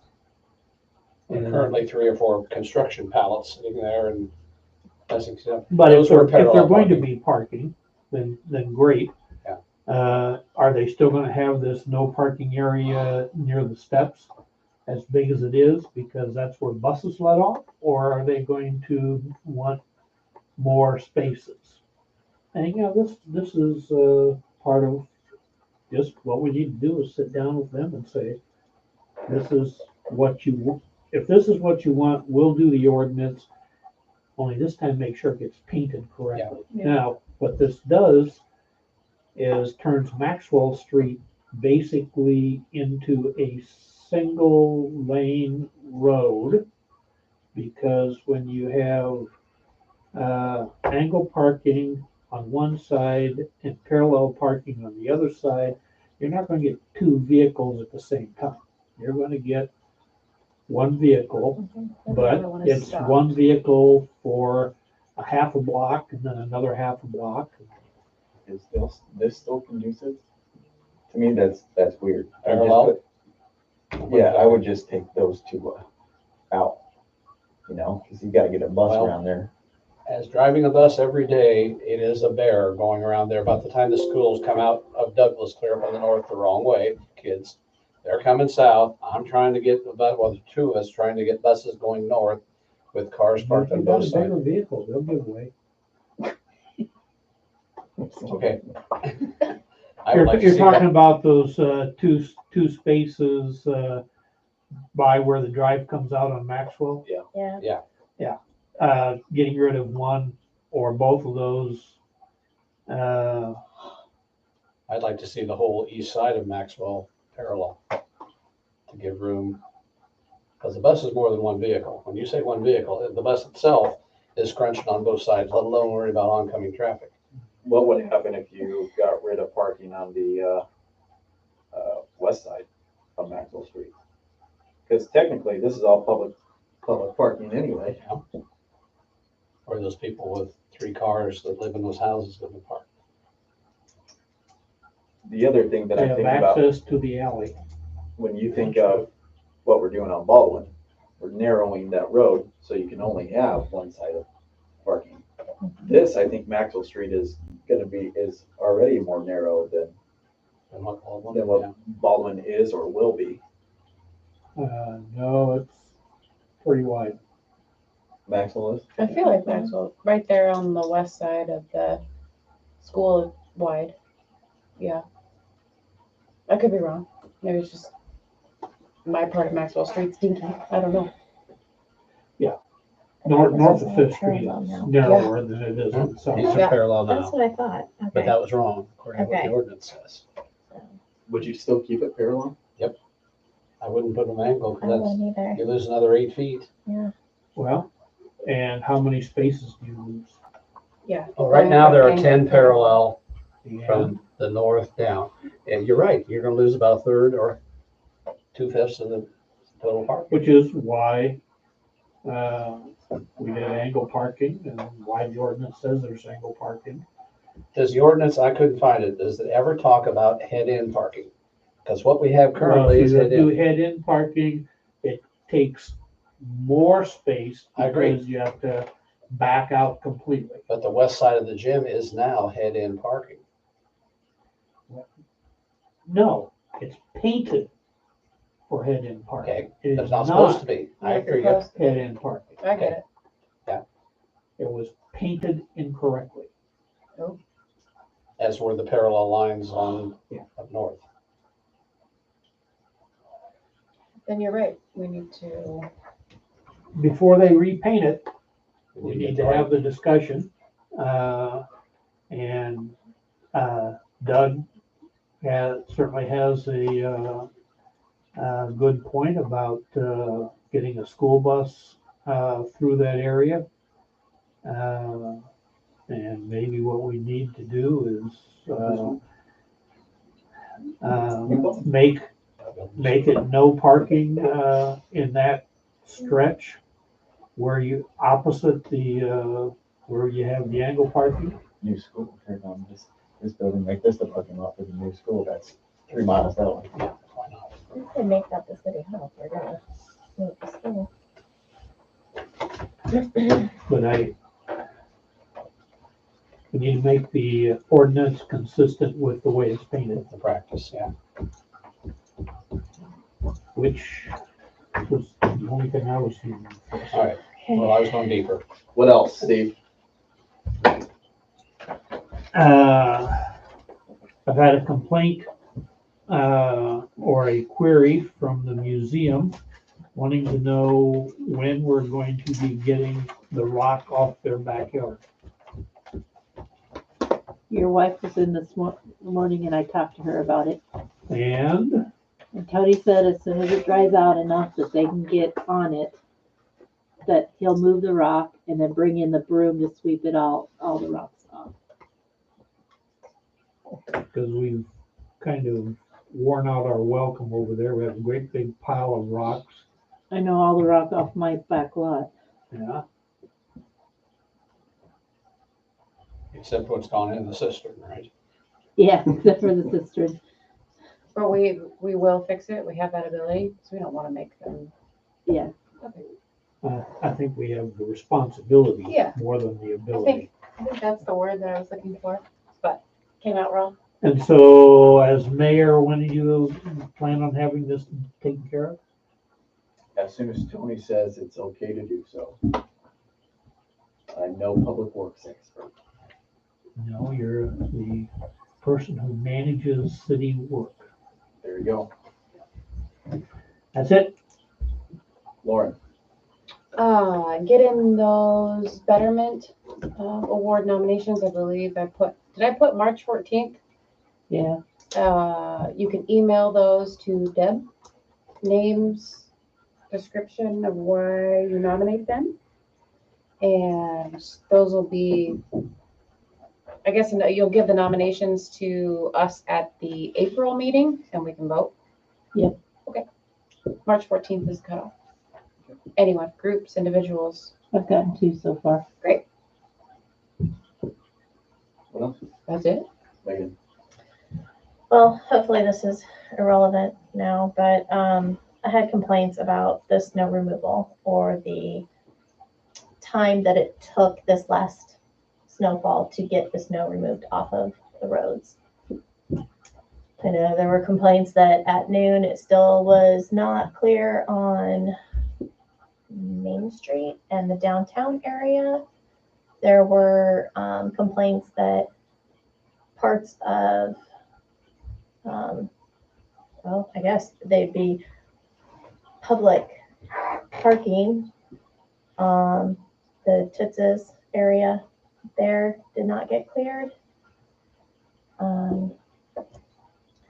Anyway, the time that it took this last time to get it seemed like it took them longer.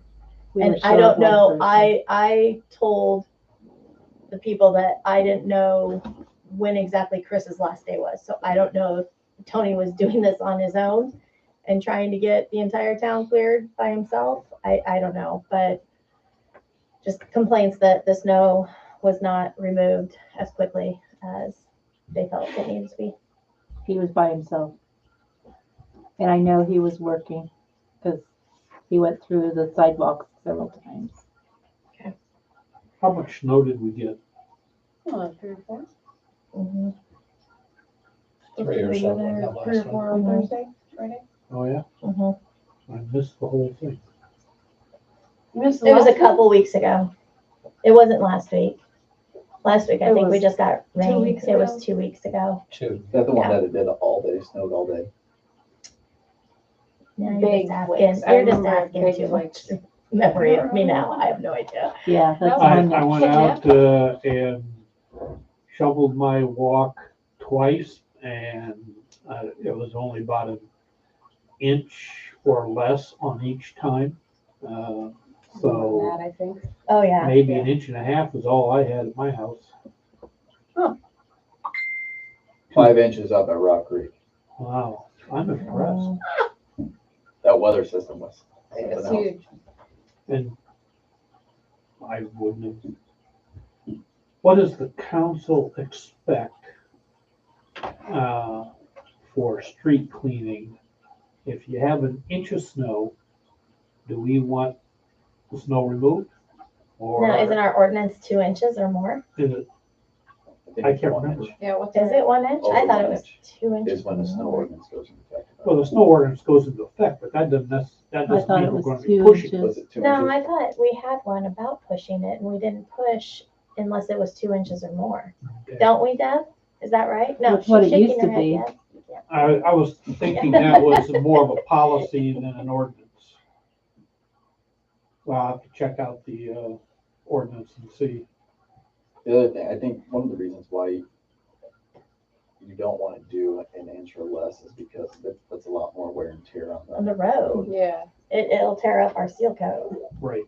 if they go at it under 2 inches. So, You know, Jim had a complaint about the fact that they clean off the parking by the Christian church. And I know that the Presbyterian church is cleaning off their parking, and I know that the school cleans off their parking on their on-street parking. Matter of fact, the person that they had doing it one year gouged the street so badly we had to charge the city for some major repairs. We have a lot of people who go out and do their own snow removal in the public right of way. I do it in front of my house simply because that way I get the snow out of there and I can park there. That's kind of up to people if they want to do that. I think the city's responsibility is to get that travel portion of the road and then not leave big piles that make it difficult for people to get the rest of it cleaned up. So I don't have a lot of sympathy for people who complain that they're doing the removal of snow. I guess my only thought on it is we need consistency. So if we're not, if the Rock Creek Presbyterian, Toots, Jay, if they're all paying people to remove their snow, even though it's public road, then that needs to be for all the businesses then.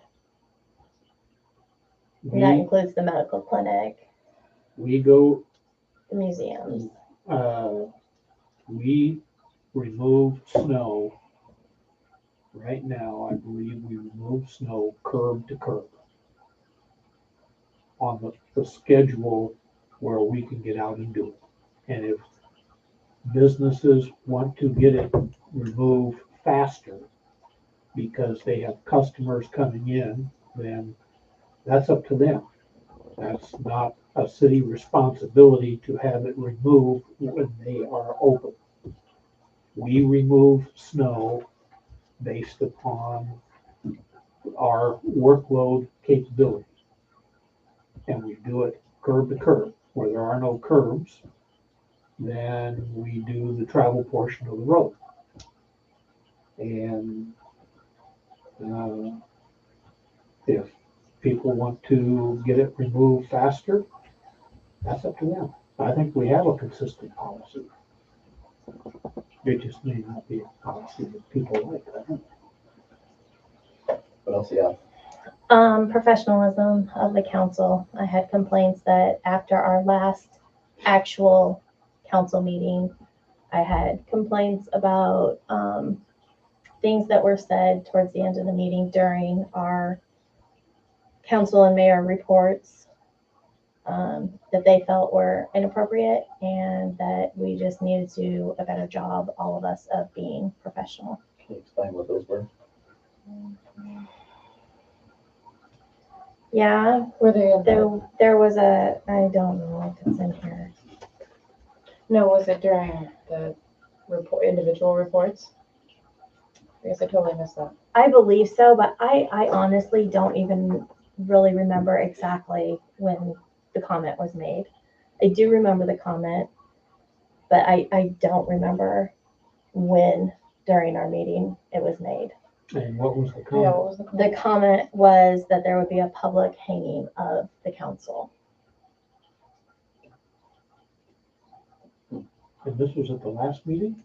This was at the last actual council, like February 6th. monthly, Regular- yes, regular regular monthly meeting. There'd be a hanging of the council, The public hanging of the a council. public hanging of the council, if we did something? Or? Yes. We made one of those. This was the council that made the comment? Yeah. A council member that made the comment. Yes. Yep. I've been taught. I was told to look for it. Well, Deb, who was it? It was Becky that asked me about it. And it was you that made the comment. I made the comment that, After Shannon said something about, because we were talking about the remodeling and addition of the, And that maybe it would be done. Kenny then said maybe we could be done by Old Settlers and have a reveal at Old Settlers. and Shannon said something, and I didn't quite catch. And then you said that. Because I went back and looked at the tape. That's the only reason I remember it. Like I said, I don't know what Shannon said because I couldn't hear him.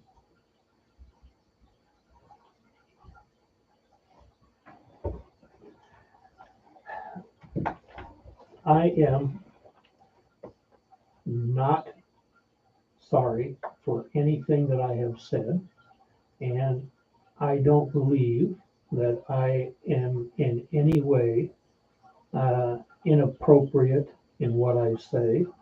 And so I reject completely the fact that somebody feels that I was not professional. Life is like that.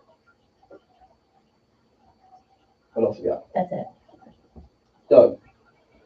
The only thing I have is my wonderful map that I was gonna give a copy to Wes, just to confirm, and looking ahead for track meets and everything else, that the city or the school has met their obligation for whatever the off-street parking. Now, when they get that down there, that can certainly add to their numbers, but I was gonna give Wes a copy of my scribbles.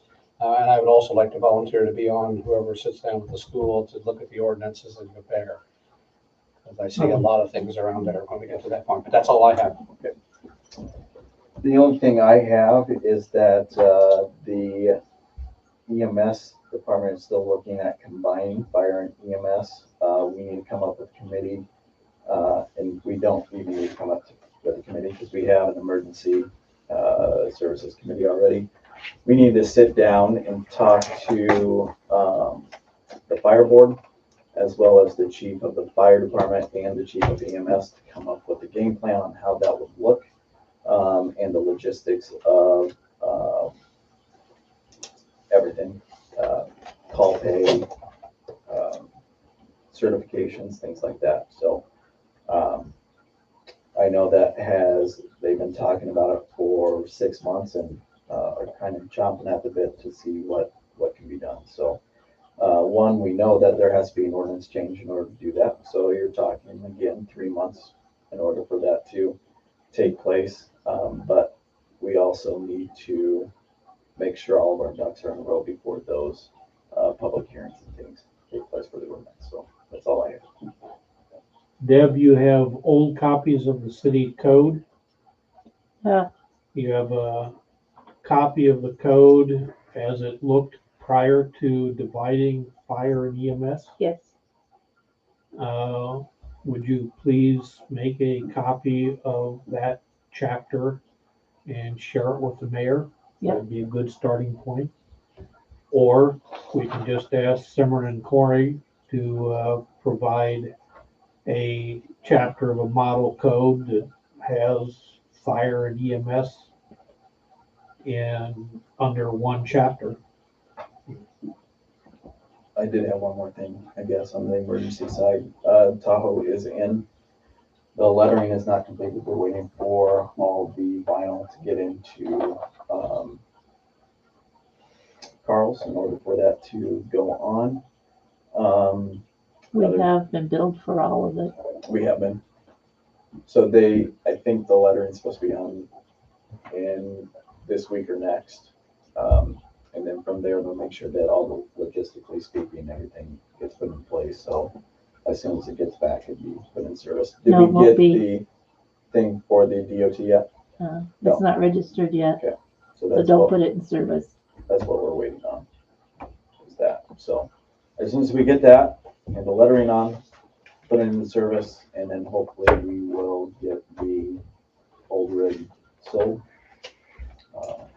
But as of right now, they say that they are happy with how things have turned out. Sure, they got what they wanted. Consent agenda. I believe that everyone can vote on all the items except Megan, who cannot vote on the February 13th. So is there a motion to approve February 6th and 27th And the current bills. in the current bills? So moved. Moved by Steve, Second. second by Lauren. Discussion. Hearing none. Steve, Yes. Lauren, Yes. Megan. Yep. Doug. Yes. Move Okay. approval of February 13th minutes. Moved by Steve, Second. second by Lauren. Discussion.